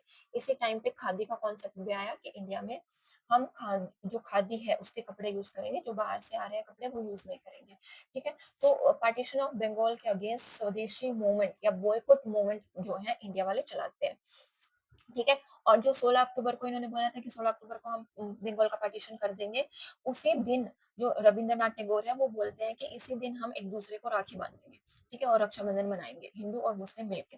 ठीक है, तो भाई अपनी हिस्ट्री से भी अगर सीखना है तो कुछ ये सीखो कि जो इतनी बढ़िया पर्सनालिटीज हैं, जिन्होंने इंडिया को इतना कुछ दिया है, वो हिंदू मुस्लिम यूनिटी में विश्वास रखती हैं। तो आज के टाइम पे जो तुम ये गवर्नमेंट के शिकार हो के हिंदू मुस्लिम में बढ़ जाते हो, ये थोड़ा दिमाग का यूज कर लिया करो। ठीक है, ऐसे मत किया करो हिंदू मुस्लिम। ठीक है, ऐसे इंडिया बढ़ना नहीं चाहिए। इतना फ्रीडम स्ट्रगल करके यहाँ तक आया इंडिया, और आज भी तो वही मतलब ये बकवास फेस करोगे। ठीक है, हिंदू मुस्लिम कास्ट वगैरह, तो फिर कैसे चलेगा, है ना। तो देखो, स्वदेशी मूवमेंट जो है वो स्टार्ट होता है बंगाल, पार्टीशन ऑफ बंगाल के बाद। यहाँ पे राखी जो है 16 अक्टूबर को रक्षाबंधन मनाएंगे। ठीक है, इसी बीच क्या होता है, जो कांग्रेस है, सूरत सेशन होता है कांग्रेस का। देखो, जब कांग्रेस एस्टेब्लिश हुई थी 1985 में, उस टाइम पे ये था कि हर साल कांग्रेस का जो है सेशन होगा। हर साल कांग्रेस का मतलब सेशन होगा, वो मीटिंग होगी, हर साल बैठेंगे। ठीक है, अलग अलग जगह पे होगा। तो ऐसे ही जो है 1907 में, 1907 में पार्टीशन ऑफ बंगाल का डिक्लेयर हुआ 1905 में। 1907 में ही जो है कांग्रेस जो है वो मॉडरेट में और एक्सट्रीमिस्ट में बंट जाती है। बताया मैंने, मॉडरेट और एक्सट्रीमिस्ट। तो सूरत, इसे बोलते हैं सूरत स्प्लिट, है ना। कांग्रेस का सूरत स्प्लिट होता है। सूरत में ये सेशन चल रहा था, वहां पे कांग्रेस के दो ग्रुप बन जाते हैं, एक तो मॉडरेट पॉलिसी को फॉलो करते हैं और एक एक्सट्रीमिस्ट को। ठीक है, और ये जो सूरत मीटिंग चल रही थी ना, यहाँ पे जो इसको प्रिसाइड कर रहे थे, प्रेज़ेंट थे, वो थे रास बिहारी घोष, ठीक है? ये भी थोड़ा क्वेश्चन बन जाता है कि इस सेशन को कौन प्रिसाइड कर रहा था? तो जो जब सूरत स्प्लिट हुआ, ठीक है? कांग्रेस के जो ग्रुप हैं वो एक्सट्रीमिस्ट और मॉडरेट्स में डिवाइड हुए, उस टाइम पे जो प्रिसाइड कर रहे थे वो थे रास बिहारी घोष, ठीक है? फिर 1911 में जो ये पार्टीशन डिक्लेयर किया था लॉर्ड कर्जन ने, वो 1911 में इस पार्टीशन को वापस ले लेते हैं, क्योंकि ज़्यादा रिवोल्ट जो है वो नहीं चाहते थे ब्रिटिशर्स की 1857 वाला चीज़ को, तो वो वापस ले लेते हैं 1911 में, ठीक है? लॉर्ड हार्डिंग टू जो है ये वापस जो है डिक्लेयर करते हैं कि हम वापस ले रहे हैं, ठीक है? डिक्लेयर किया था 1905 में लॉर्ड कर्जन ने और वापस लिया 1911 में लॉर्ड हार्डिंग ने, ठीक है? और जो 1911 में ही जो ब्रिटिशर्स की कैपिटल है, वो कलकत्ता से दिल्ली शिफ्ट हो गई थी। पहले कलकत्ता चली आ रही थी, अब दिल्ली शिफ्ट हो गई है, ठीक है? फिर इसके बाद 1912 में दिल्ली कॉन्स्पिरेसी जो केस है वो होता है 1912 में, ठीक है? 1912 में दिसंबर के टाइम, ठीक है? दिसंबर में 23 दिसंबर 1912 में क्या होता है, बॉम्ब जो है वो फेंक देते हैं, किस पे? वॉइसरॉय लॉर्ड हार्डिंग पे। उस टाइम पे जो लॉर्ड हार्डिंग वॉइसरॉय थे उस पे जो है बॉम्ब फेंक देते हैं। कौन फेंकता है? जैसे कि नाम जिनका आया था इस दिल्ली कॉन्स्पिरेसी केस में वो थे रास बिहारी बोस और बसंत कुमार विश्वास, ठीक है? इनको जेल भी हो गई थी, दिल्ली कॉन्स्पिरेसी केस 1912 में, ठीक है? उसके बाद 1913 में गदर मूवमेंट होता है। अब तो धीरे-धीरे जो है आग बढ़ रही है, ठीक है? बढ़ चुकी है। तो 1913 में क्या है, गदर मूवमेंट स्टार्ट होता है। ये गदर जो पार्टी है वो यूएसए में बनती है सैन फ्रांसिस्को में, ठीक है? लाला हरदयाल सैन फ्रांसिस्को यूएसए में गदर पार्टी की फॉर्मेशन करते हैं, बनाते हैं कि हम जो ब्रिटिश का रूल चल रहा है इंडिया में उसको खत्म करेंगे, ठीक है? तो 1913 में गदर पार्टी कौन बनाता है? लाला हरदयाल यूएसए में सैन फ्रांसिस्को में, ठीक है? ये वहाँ पे नाम भी दिया था युगांतर आश्रम, ठीक है? जो गदर पार्टी है उसका जहाँ पे इसके हेडक्वार्टर थे युगांतर आश्रम, ठीक है? फिर 1912 में दिल्ली कॉन्स्पिरेसी केस हुआ, 1913 में गदर पार्टी एस्टेब्लिश हुई, 1914 में 1940 में 1914 में यहाँ पे कोमागाता मारू इंसिडेंट होता है। ये क्या था? कौन सा इंसिडेंट था? कोमागाता मारू इंसिडेंट। इसमें क्या था, एक शिप पे बहुत सारे इंडियंस जो हैं वो कनाडा के कोस्ट पे गए थे, ठीक है? 1914 में, ठीक है? मतलब इमिग्रेशन था, यहाँ के इंडिया के लोग वहाँ पे काम के लिए गए थे और उनको वहाँ पे ब्रिटिशर्स ने एंट्री नहीं दी, उनको वापस लौटना पड़ा इंडिया, ठीक है? तो यहाँ पे जो है कॉन्फ्लिक्ट हुआ था इंडियन के बीच में और ब्रिटिश आर्मी के बीच में, इसे कोमागाता मारू इंसिडेंट बोला गया था, ठीक है? और यहाँ पे फिर वर्ल्ड वॉर 1 भी पता है ना 1914 से 1918 तक चला है, तो जो इंडिया वाले लोग हैं उन्होंने ब्रिटिशर्स का साथ दिया वर्ल्ड वॉर 1 में। क्यों? क्योंकि उन्हें था कि अगर हम इनका वर्ल्ड वॉर 1 में साथ देंगे तो ये हमारी मांग मान लेंगे, है ना? वो होता है ना कि भाई मैं तुम्हें ये दे रहा हूँ तो तुम मुझे ये दे दो, पर वो ब्रिटिशर्स से नहीं माना, ठीक है? ये था, ठीक है? 1905 में पार्टीशन ऑफ बंगाल हुआ, ठीक है? 1907 में सूरत स्प्लिट हुआ जिसमें मॉडरेट और एक्सट्रीमिस्ट 2 ग्रुप में कांग्रेस बँट गई थी, ठीक है? फिर 1912 में दिल्ली कॉन्स्पिरेसी केस, फिर 1913 में गदर पार्टी, 1914 में कोमागाता मारू इंसिडेंट हुआ, ठीक है? उसके बाद अब जो गांधी है वो 1915 में 9 जनवरी 1915, ठीक है? इस डेट को जो गांधी हैं वो साउथ अफ्रीका से वापस इंडिया में आ जाते हैं, ठीक है? देखो 9 जनवरी को हम प्रवासी भारतीय दिवस भी मनाते हैं। वो इसी वजह से मनाते हैं कि 9 जनवरी को जो महात्मा गांधी हैं, वो साउथ अफ्रीका से इंडिया में आए थे, इसलिए प्रवासी भारतीय दिवस 9 जनवरी को मनाते हैं। ठीक है? तो इन्होंने 9 जनवरी 1915 के आने के बाद 1 साल तो इन्होंने पूरे इंडिया का भ्रमण किया, ट्रैवल किया कि मैं देखना चाहता हूँ कि भई क्या सिचुएशन चल रही है इंडिया में, ठीक है? और सबसे पहले ये साबरमती में अपना आश्रम जो है वो बनाते हैं गुजरात में, ठीक है? फिर उसके बाद अपना आश्रम बनाने के बाद 1 साल तक ये पूरे इंडिया का जो है ट्रैवल करते हैं, कंडीशन देखते हैं कि क्या चल रही है, ठीक है? फिर 1917 में इनका जो सत्याग्रह है वो स्टार्ट हो जाता है। महात्मा गांधी की एक पॉलिसी थी जिसका नाम था सत्याग्रह। सत्याग्रह का मतलब है पीसफुल डेमोन्स्ट्रेशन, आराम से बैठ के हड़ताल करेंगे, अपनी डिमांड रखेंगे, भूख-प्यास से जूझेंगे, मतलब भूखे-प्यासे रहेंगे और सामने वाले को फ़र्क पड़ जाएगा तो वो हमें दे देगा। ये था सत्याग्रह, ठीक है? तो ये महात्मा गांधी की सत्याग्रही पॉलिसी थी, वो वॉयलेंस नहीं चाहते थे, ठीक है? वो वॉयलेंस नहीं चाहते थे, वॉयलेंस के फेवर में नहीं थे। तो सत्याग्रह में अगर वॉयलेंस इंक्लूड हो रहा है तो वो गलत है स्टेटमेंट, है ना? तो सत्याग्रह तो आराम से पीसफुल डेमोन्स्ट्रेशन है, उसमें वॉयलेंस हो ही नहीं सकती है, ठीक है? तो यहाँ पे क्या है, जो महात्मा गांधी है वो अपना सत्याग्रह स्टार्ट कर देते हैं। देखो 1917 में सबसे पहले वो चंपारण बिहार में अपना सत्याग्रह करते हैं। ये क्यों करते हैं? चंपारण में जो पीजेंट थे, किसान थे, उनको ब्रिटिशर्स ने बोला कि भाई जितनी तुम्हारे पास लैंड है उसके 1/3 पे तुम्हें इंडिगो कल्टीवेशन करनी पड़ेगी, या नील की खेती करनी पड़ेगी। जितनी भी लैंड है वो कंपलसरी था कि जितनी लैंड है उसके 1/3 पे तुम्हें इंडिगो कल्टीवेट करना ही करना पड़ेगा, ठीक है? तो इंडिगो कल्टीवेशन क्यों? क्योंकि ब्रिटिशर्स को डाई के लिए नील चाहिए था, ठीक है? वो वहां पे ब्रिटेन में लेके जाते थे इसको, और फ्री में काम हो रहा है तो क्यों कोई पैसे लगाएगा, ठीक है?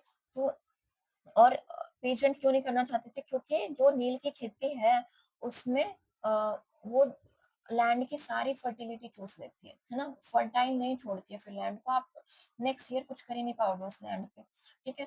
तो जो पेशेंट है इंडिया के वो नहीं करना चाहते थे इंडिगो कल्टीवेट अपने लैंड पे, ठीक है? तो यहाँ पे वहाँ के जो लोग हैं वो बुलाते हैं महात्मा गांधी को, भाई हमारी हेल्प करो। तो महात्मा गांधी चंपारण बिहार में जाते हैं 1917 में, आए थे 1915 में, एक साल भ्रमण किया। 1917 में वो चंपारण में अपना फर्स्ट जो है सत्याग्रह करते हैं और उन्हें सक्सेसफुल मतलब सक्सेस मिल जाती है, ठीक है? 3 सत्याग्रह स्टार्टिंग में किए उन्होंने और तीनों में ही सक्सेसफुल रहे। बिहार, चंपारण में इंडिगो कल्टीवेशन की वजह से, ठीक है? फिर 1917 में ही खेड़ा सत्याग्रह, ठीक है? गुजरात में खेड़ा करके एक नाम थी, ठीक है? यहाँ पे भी पेशेंट से टैक्स लिया जा रहा था, ठीक है? तो यहाँ पे बहुत ज़्यादा टैक्स लिया जा रहा था और यहाँ पे पेशेंट कह रहे थे कि हमसे टैक्स थोड़ा कम करवाओ, है ना? और जो फेमाइन आ रहे हैं उसके टाइम पे भी थोड़ा रिलैक्सेशन तो होना चाहिए। तो यहाँ पे भी जो महात्मा गांधी है सत्याग्रह करते हैं। और नेक्स्ट जो थर्ड है वो होता है अहमदाबाद, ठीक है? अहमदाबाद गुजरात में 1918 में। यहाँ पे जो मिल वर्कर्स हैं, ठीक है, उनकी कंडीशन जो है वो सही नहीं थी, वेजेस सही नहीं मिल रहे थे, ठीक है? तो मिल वर्कर्स जो है वो महात्मा गांधी को बुलाते हैं और फिर सत्याग्रह होता है और फिर उनके वेजेस को बढ़ा देते हैं 35%, ठीक है? तो 3 जो सत्याग्रह हैं वो महात्मा गांधी अपने आने के बाद करते हैं शुरू में, और जो तीनों में ही सक्सेसफुल रहते हैं। 1917 में चंपारण बिहार में इंडिगो कल्टीवेशन इशू, ठीक है? दूसरा खेड़ा सत्याग्रह गुजरात में, ठीक है? पीजेंट का tax revenue issue. Third Ahmedabad में 1918 में, ठीक है? मिल वर्कर का इशू, ठीक है? और इनके क्रोनोलॉजी कि पहले चंपारण हुआ, फिर खेड़ा हुआ, फिर अहमदाबाद हुआ, ठीक है? तो CKA चंपारण, खेड़ा, अहमदाबाद, ठीक है? ये भी क्वेश्चन आया हुआ है, तो ये ध्यान रखना है, ठीक है? महात्मा गांधी का। अब नेक्स्ट क्या है, 1917-18 में ये सत्याग्रह हो गए। नेक्स्ट 1919 में क्या करते हैं ब्रिटिशर्स, रोलेट एक्ट लेके आते हैं, है ना? जिससे रोलेट एक्ट में क्या था, वो किसी भी इंडियन को सेडिशन का चार्ज लगा के, भाई तुम तो देशद्रोही हो, है ना? इसका चार्ज लगा के वो बिना ट्रायल के, बिना जो जिसको ट्रायल पे लेके जा रहे हैं उसको कुछ कहने नहीं देंगे, ठीक है? बिना ट्रायल के 2 साल की जेल, बिना बात, उठा दिया, कोई रीजन भी नहीं देंगे, ठीक है? उठा के ले गए और 2 साल की जेल कर दी। ये था रोलेट एक्ट, जिससे काला कानून भी बोला गया, ब्लैक एक्ट, है ना? ब्लैक एक्ट किसको बोला गया? रोलेट एक्ट को 1919 में, ठीक है?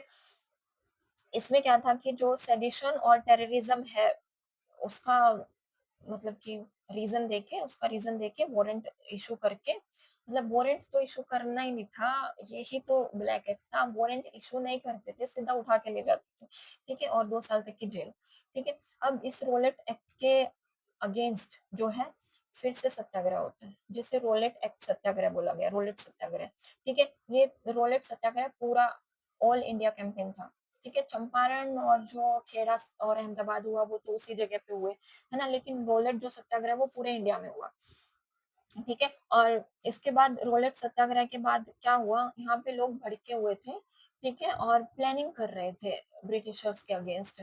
तो एक जो है 1919 में 13 अप्रैल को जो पंजाब का अमृतसर है, ठीक है? वहाँ पे लोग इकट्ठा होते हैं बैसाखी वाले दिन। 13 अप्रैल 1919 को बैसाखी थी। अमृतसर में जलियांवाला बाग में, ठीक है? लोग इकट्ठा होते हैं बैसाखी मनाने के लिए, ठीक है? थोड़ी बहुत अगर मतलब कि प्लानिंग कर भी रहे होंगे तो कर रहे होंगे, लेकिन मेन तो यही था कि वो अपना बैसाखी का फेस्टिवल मनाने के लिए जलियांवाला बाग में इकट्ठे होते हैं। और ये ऐसा ग्राउंड था जहाँ पे एक छोटा-सा गेट ही जो था वो एग्ज़िट था, ठीक है? और कोई रास्ता नहीं था दूर जाने का, और उसके अंदर एक कुआँ भी था, ठीक है?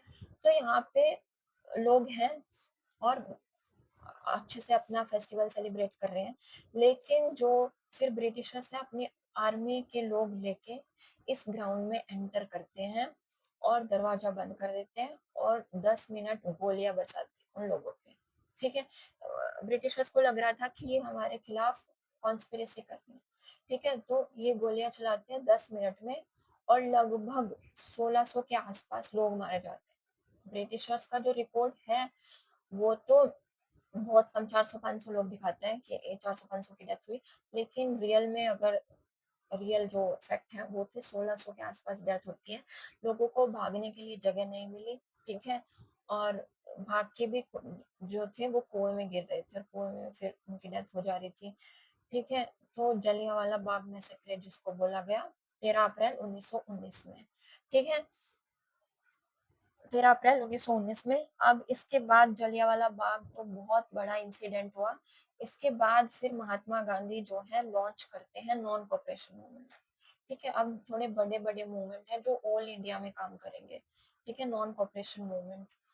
नॉन कोऑपरेशन मूवमेंट लॉन्च किया महात्मा गांधी ने 1920 में दिसंबर में कांग्रेस के सेशन में ये जो है डिक्लेयर होता है कि हम नॉन कोऑपरेशन मूवमेंट स्टार्ट करेंगे और 1921 जनवरी में ये लॉन्च हो जाता है नॉन कोऑपरेशन मूवमेंट। देखो नाम से ही पता लग रहा है non cooperation movement.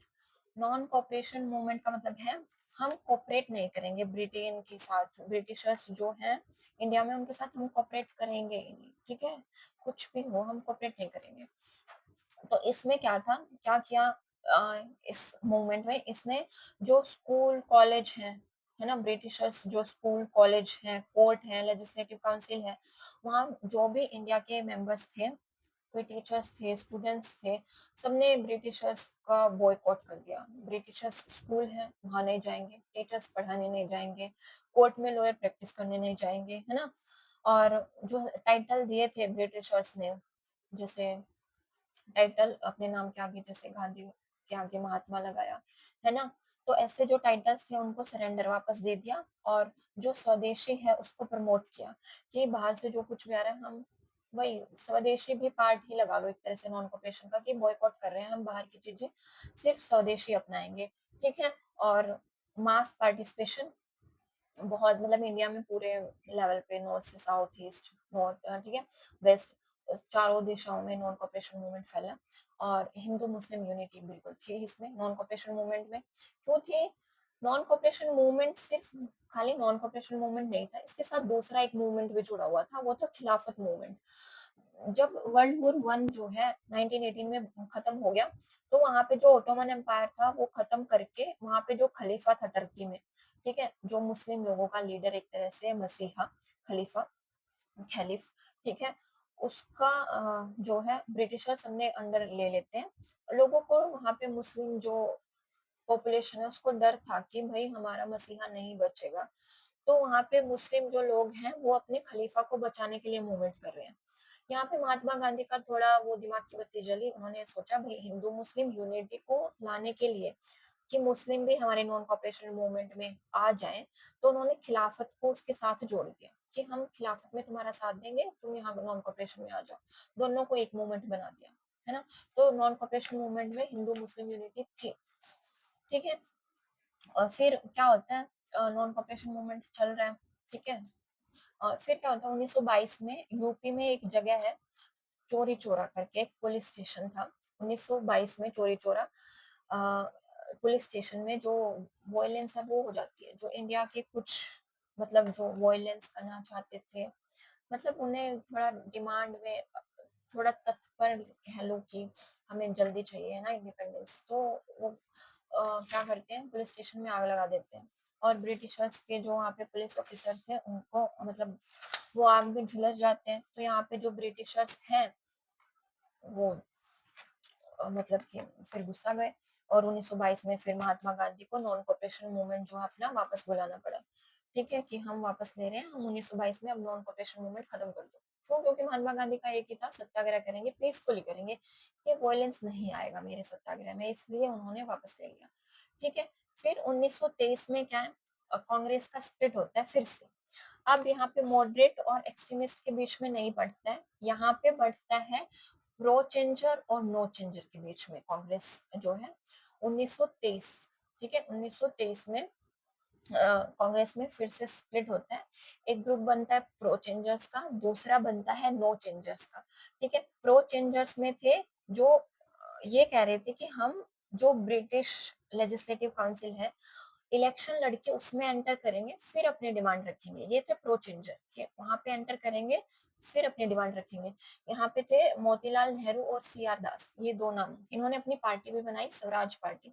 Motilal Nehru और सी आर दास ये प्रो चेंजर्स थे जो जिनका मानना था कि हम ब्रिटिश लेजिस्लेटिव काउंसिल में इलेक्शन लड़के एंटर करेंगे और वहां पे जाके अपनी डिमांड रखेंगे। ठीक है, इन्होंने अपनी स्वराज पार्टी भी बनाई 1923 में।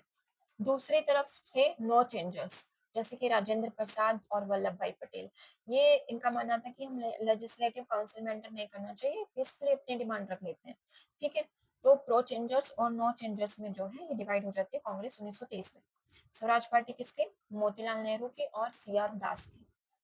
ठीक है, फिर क्या होता है, जैसे कि Britishers time to time act लेके आ रही थी, 1909 में लेके आई, 1919 में लेके आई, जिसमें सेपरेट इलेक्टोरेट वगैरह की भी बात हुई। ठीक है, वो एक्ट अलग से पढ़े जाएंगे, मॉडर्न हिस्ट्री में अभी वो कवर नहीं हो पाएगा क्योंकि एक्ट है और वो फैक्चुअल है बहुत ज्यादा, स्टोरी में तो इंक्लूड हो ही नहीं सकते। ठीक है, तो फिर 1927 में ब्रिटिशर्स एक कमीशन, ठीक है, ग्रुप भेजते हैं 7 लोगों का। ये 7 लोगों का था कि जो इंडिया के लिए एक्ट बना रहे हैं, जो कॉन्स्टिट्यूशन की बात हो रही है, उसको हम थोड़ा देखेंगे, रीचेक करेंगे। उसके लिए साइमन कमीशन नाम से एक ग्रुप भेजते हैं 7 लोगों का, जिसमें 7 के 7 ब्रिटिशर्स थे। इंडिया का कोई था ही नहीं। बात हो रही है इंडिया की, काम करना ही नहीं इंडिया के लिए, कॉन्स्टिट्यूशन की बात करनी है इंडिया के लिए, पर इंडिया का कोई मेंबर था ही नहीं। 7 के 7 ब्रिटिशर्स थे। ठीक है, तो यहाँ पे साइमन कमीशन आती है 1927 में। फिर साइमन कमीशन के अगेंस्ट जो है इंडिया वाले प्रोटेस्ट करते हैं। क्यों करते हैं? क्योंकि यहाँ पे साइमन कमीशन में एक भी इंडिया का मेंबर नहीं है, 7 के 7 ब्रिटिशर्स हैं। ठीक है, तो साइमन कमीशन के अगेंस्ट जो है ये प्रोटेस्ट करते हैं और इस प्रोटेस्ट में लाला लाजपत राय की डेथ भी हो जाती है। ठीक है, लाठी चार्ज से। ठीक है, फिर 1928 में क्या है, साइमन कमीशन तो फेल हो गई। ठीक है, उसके अगेंस्ट प्रोटेस्ट चल रहा है। 1928 में फिर जो कांग्रेस वाले लोग हैं वो ब्रिटेन को एक रिपोर्ट देते हैं, नेहरू रिपोर्ट। ठीक है, 1928 में नेहरू रिपोर्ट जो है मोतीलाल नेहरू बनाते हैं और इसमें ये कुछ चीजें जो है वो डिमांड करते हैं, जैसे कि हम डोमिनियन स्टेटस, कि तुम जो पावर है ऊपर वो तुम रहो, पर हमें थोड़ी इंडिपेंडेंस तो दो। डोमिनियन स्टेटस का मतलब ये था, जिसके अगेंस्ट मतलब कांग्रेस के ही कुछ मेंबर थे, जैसे कि जवाहरलाल नेहरू। जवाहरलाल नेहरू का मानना था कि हमें डोमिनियन स्टेटस नहीं, पूर्ण स्वराज चाहिए। ठीक है, ये नेहरू रिपोर्ट मोतीलाल नेहरू लेके आए थे, जिसमें उन्होंने डोमिनियन स्टेटस की बात करी, ज्वाइंट इलेक्टोरेट। जॉइंट इलेक्टोरेट मतलब हिंदू और मुस्लिम दोनों मिलके वोट करेंगे। ऐसे नहीं होगा अलग कि हिंदू के लिए हिंदू कैंडिडेट खड़ा हो रहा है उसके लिए हिंदू वोट करेंगे और मुस्लिम में से मुस्लिम कैंडिडेट खड़ा हो रहा है उसके लिए मुस्लिम वोट करेंगे, ऐसा नहीं होना चाहिए। ऐसा इन्होंने 1909 के एक्ट में सेपरेट इलेक्टोरेट इंट्रोड्यूस किया था। ठीक है, उसको हटाने के लिए नेहरू रिपोर्ट में बोला गया कि ज्वाइंट इलेक्टोरेट होना चाहिए, सेपरेट नहीं। ठीक है, और फेडरल स्ट्रक्चर होना चाहिए। फेडरल स्ट्रक्चर मतलब है कि पावर सिर्फ सेंटर के पास नहीं होनी चाहिए, सेंटर से स्टेट और स्टेट के नीचे भी डिवाइड होनी चाहिए। ठीक है, और सेक्युलर स्टेट होना चाहिए। सेक्युलर मतलब कि सारे रिलीजन इक्वल होने चाहिए, कोई भी पर्सन है उसको फ्रीडम है कि वो किसी भी रिलीजन को फॉलो कर सकता है। ठीक है, और इंडिया सेक्युलर स्टेट है। उस टाइम पे नेहरू रिपोर्ट में भी बोला गया कि हमें सेक्युलर स्टेट चाहिए, डोमिनियन स्टेटस चाहिए, जॉइंट इलेक्टोरेट चाहिए और फेडरल स्ट्रक्चर चाहिए। ठीक है, 1928 में आई थी नेहरू रिपोर्ट, 1927 में साइमन कमीशन के बाद। ठीक है, फिर 1928 में नेहरू रिपोर्ट, लेकिन 1919 में अब यहाँ पे पूर्ण स्वराज की जो है डिक्लेरेशन हो जाती है। पूर्ण स्वराज है कंप्लीट इंडिपेंडेंस, हमें डोमिनियन स्टेटस नहीं चाहिए, हमें कंप्लीट इंडिपेंडेंस चाहिए। ठीक है, तो लाहौर का सेशन होता है कांग्रेस का, इसको जो है नेहरू प्रिसाइड कर रहे थे, उन्होंने पूर्ण स्वराज डिक्लेयर किया। ठीक है, और इसी में जो है लाहौर सेशन में ही 1929 में सिविल डिसओबीडियंस मूवमेंट डिक्लेयर किया। ठीक है, इससे पहले बड़ा मूवमेंट हुआ था नॉन कॉपरेशन मूवमेंट 1920 में, जिसके साथ खिलाफत मूवमेंट भी जुड़ा हुआ था। अब 1929 में पूर्ण स्वराज डिक्लेयर करने के साथ साथ लाहौर सेशन में कौन उसके साथ साथ सिविल डिसोबीडियंस मूवमेंट भी ये डिक्लेयर कर देते हैं। ठीक है, civil disobedience movement non cooperation से थोड़ा नेक्स्ट स्टेप था। ठीक है, यहाँ पे था हम ऐसा नहीं है कि सिर्फ कॉपरेट नहीं करेंगे, हम अगेंस्ट भी जाएंगे। ठीक है, और इसका सबसे सही जो रास्ता है वो महात्मा गांधी ने ढूंढा, सोल्ट एक्ट को तोड़ना।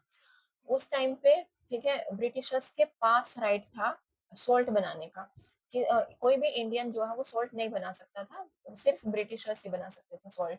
ठीक है, तो जो इंडिया में महात्मा गांधी ने सोचा कि जो नमक है वो तो हर घर घर में यूज होता है, तो हम अगर सारे इंडिया को इकट्ठा लेके आना है तो कुछ ऐसी चीज को ढूंढना पड़ेगा जिससे सब रिलेट कर सके। तो सिविल डिसोबीडियंस मूवमेंट में उन्होंने सोल्ट लॉ तोड़ने का सोचा। तो उन्होंने क्या किया, आपने साबरमती आश्रम से चले और दांडी मार्च किया। दांडी एक कोस्टल जो है टाउन है गुजरात में, तो वहां पे वो पैदल चल के जाते हैं अपने 78 फॉलोअर्स के साथ, अकेले नहीं 78 फॉलोअर्स के साथ, साबरमती आश्रम से दांडी मार्च। ठीक है, वो मार्च में चले थे और अप्रैल में ठीक है पहुंचे, 12 मार्च से 6 अप्रैल तक।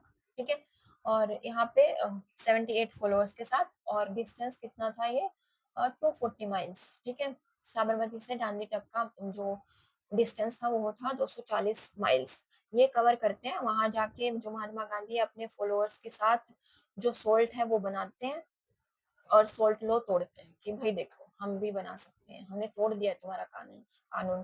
ठीक है, तो ये था सिविल डिसोबीडियंस मूवमेंट जिसमें सोल्ट जो लॉ है उसको तोड़ा गया।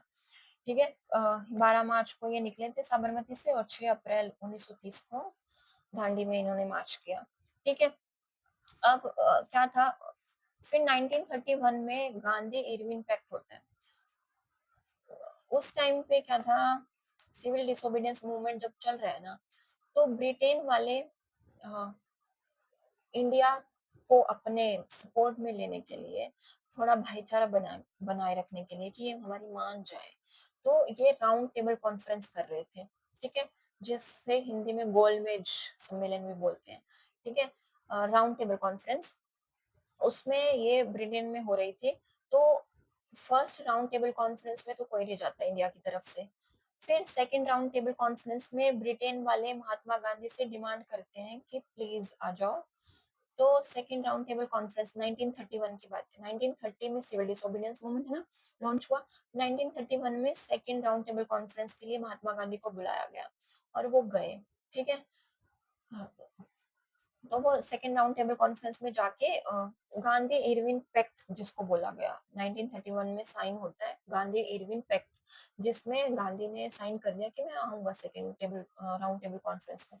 ठीक है, तो इसके बाद सिविल डिसोबीडियंस मूवमेंट को थोड़ा रोक दिया। ठीक है, लेकिन इसको बाद में 1932 में 1932 में फिर से चालू किया सिविल डिसोबीडियंस मूवमेंट को। ठीक है, और फिर 1934 में फिर से वापस बुला लिया। ठीक है, तो नॉन कॉपरेशन मूवमेंट्स और सिविल डिसोबीडियंस मूवमेंट चले, 2-3 साल से चले, पर कुछ फिर इंसिडेंट हो जाता था तो इनको बंद कर दिया महात्मा गांधी ने। ठीक है, सिविल डिसोबीडियंस मूवमेंट में एक सॉल्ट सत्याग्रह है ना, नमक को तोड़ा गया, नमक कानून को तोड़ा गया, और एक जो नॉन कॉपरेशन मूवमेंट में चल रहा था इकोनॉमिक बॉयकॉट उसको भी चालू रखा गया।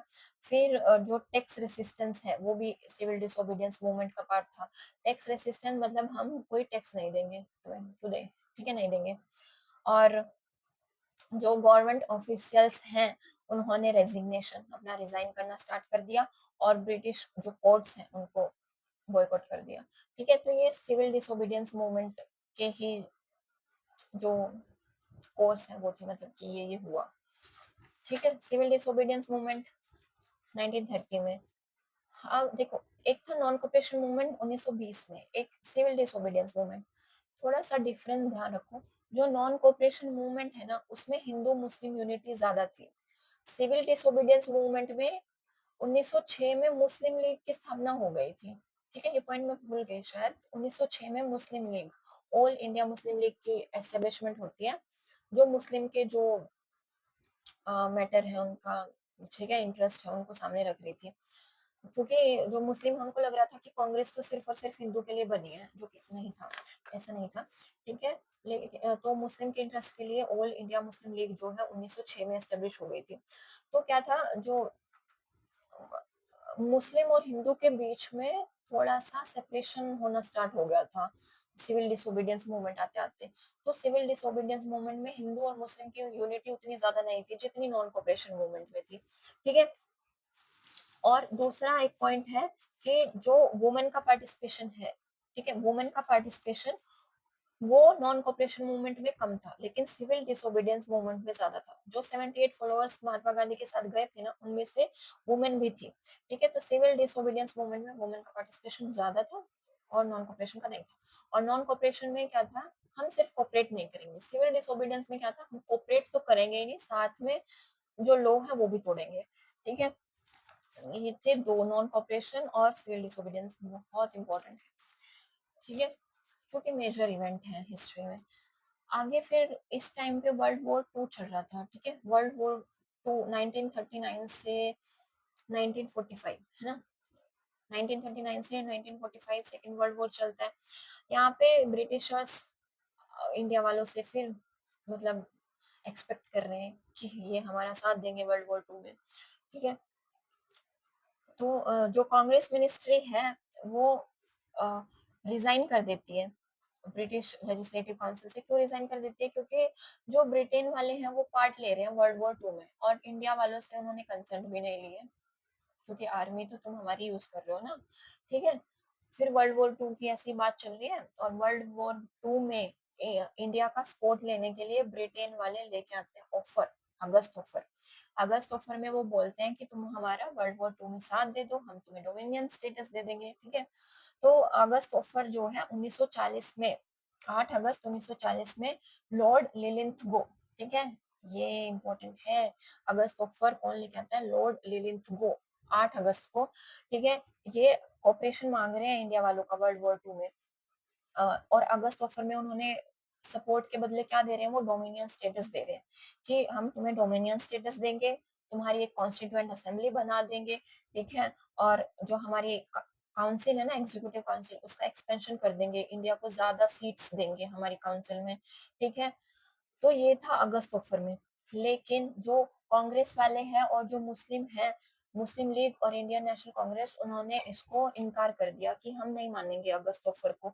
ठीक है, क्यों नहीं मानेंगे? क्योंकि डोमिनियन स्टेटस तो हमें चाहिए नहीं, हमें तो पूर्ण स्वराज चाहिए। तो मुस्लिम लीग और इंडियन नेशनल कांग्रेस दोनों ही रिजेक्ट कर देते हैं, क्योंकि हमें पूर्ण स्वराज चाहिए। तो वर्ल्ड वॉर टू में सपोर्ट लेने के लिए अगस्त ऑफर लेके आते हैं ब्रिटिश वाले। ठीक है, अगस्त ऑफर बोला गया क्योंकि ये अगस्त में आया था। लॉर्ड लिलिंथगो लेके आते हैं और बदले में डोमिनियन स्टेटस देने की बात करते हैं, पर इंडिया वाले नहीं मानते, हमें तो नहीं चाहिए डोमिनियन स्टेटस, पूर्ण स्वराज चाहिए। ठीक है, और इसके अगेंस्ट में क्या होता है? अगस्त ऑफर तो फेल हो गया, हमें पूर्ण स्वराज दे नहीं रहे हो तुम, बस वही कैरेट पॉलिसी, है ना, कि तुम ये खाओ और चुप रहो। ऐसा तो नहीं होगा, डोमिनियन स्टेटस में काम नहीं चलेगा। तो इसके अगेंस्ट जो है इंडिविजुअल सत्याग्रह होता है। अगस्त ऑफर के बाद जो है इंडिविजुअल सत्याग्रह होता है इंडिया में।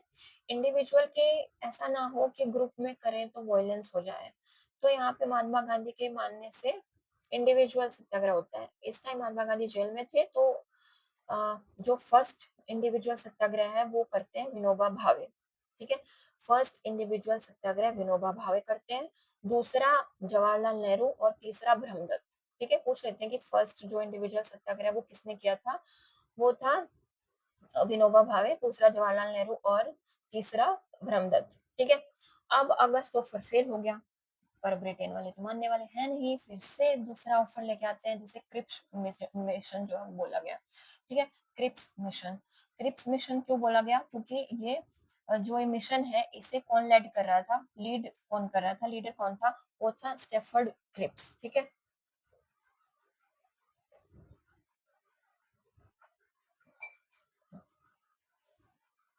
स्टेफर्ड जो क्रिप्स, ठीक है, ये लीडर था क्रिप्स मिशन का। ये लेके आता है अगस्त सफर के बाद कि हमें वर्ल्ड वॉर टू में सपोर्ट तो चाहिए इंडिया का, ठीक है, फुल इंडिया कोऑपरेशन चाहिए भाई हमें वर्ल्ड वॉर टू में। ये क्रिप्स बोलता आ रहा है क्रिप्स मिशन के थ्रू। और इस टाइम जो है पीएम विंस्टन चर्चिल थे ब्रिटेन में, ठीक है, ब्रिटेन के जो पीएम थे वो विंस्टन चर्चिल थे। वो भेजते हैं क्रिप्स मिशन इंडिया में, इंडिया का जो सपोर्ट लेने के लिए वर्ल्ड वॉर टू में। ये भी क्रिप्स मिशन भी सेम वही बात करता है कि डोमिनियन स्टेटस दे देंगे। हम भाई अगर सफर नहीं माना तो क्रिप्स मिशन क्यों मानेंगे हम? हमें तो पूर्ण स्वराज चाहिए। तो क्रिप्स मिशन भी फेल हो जाता है, ना तो कांग्रेस मानती है, ना ही मुस्लिम लीग मानती है, ठीक है, क्योंकि इन्हें पूर्ण स्वराज चाहिए। तो अगस्त तोफर और क्रिप्स मिशन दोनों फेल हो जाते हैं।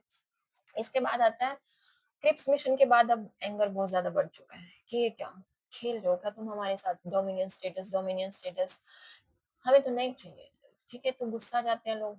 आप क्विट इंडिया मूवमेंट, ठीक है, क्विट इंडिया मूवमेंट लॉन्च होता है। ये महात्मा गांधी लॉन्च करते हैं 8 अगस्त 1942 को, 1942 में क्विट इंडिया मूवमेंट लॉन्च होता है, ठीक है। इसमें स्लोगन दिया गया डू और डाई का, करो या मरो, करो या मरो, क्विट इंडिया मूवमेंट, ठीक है, करो या मरो वही है, क्विट कर जाओ, ठीक है। ये जो क्विट इंडिया मूवमेंट है ये स्टार्ट हुआ बॉम्बे के ग्वालियर टैंक से, ठीक है, ग्वालियर टैंक में बॉम्बे से। इसका रीजन था वही क्रिप्स मिशन का फेल होना कि नहीं कर रहे हम सब। लेकिन क्विट इंडिया मूवमेंट के 24 घंटे के अंदर ही डिक्लेयर किया 8 अगस्त 1942 में। लेकिन उसके 24 घंटे के अंदर ही बहुत सारे जो लीडर्स हैं उनको अरेस्ट कर लिया ब्रिटेन वालों ने, ठीक है, ब्रिटिशर्स ने।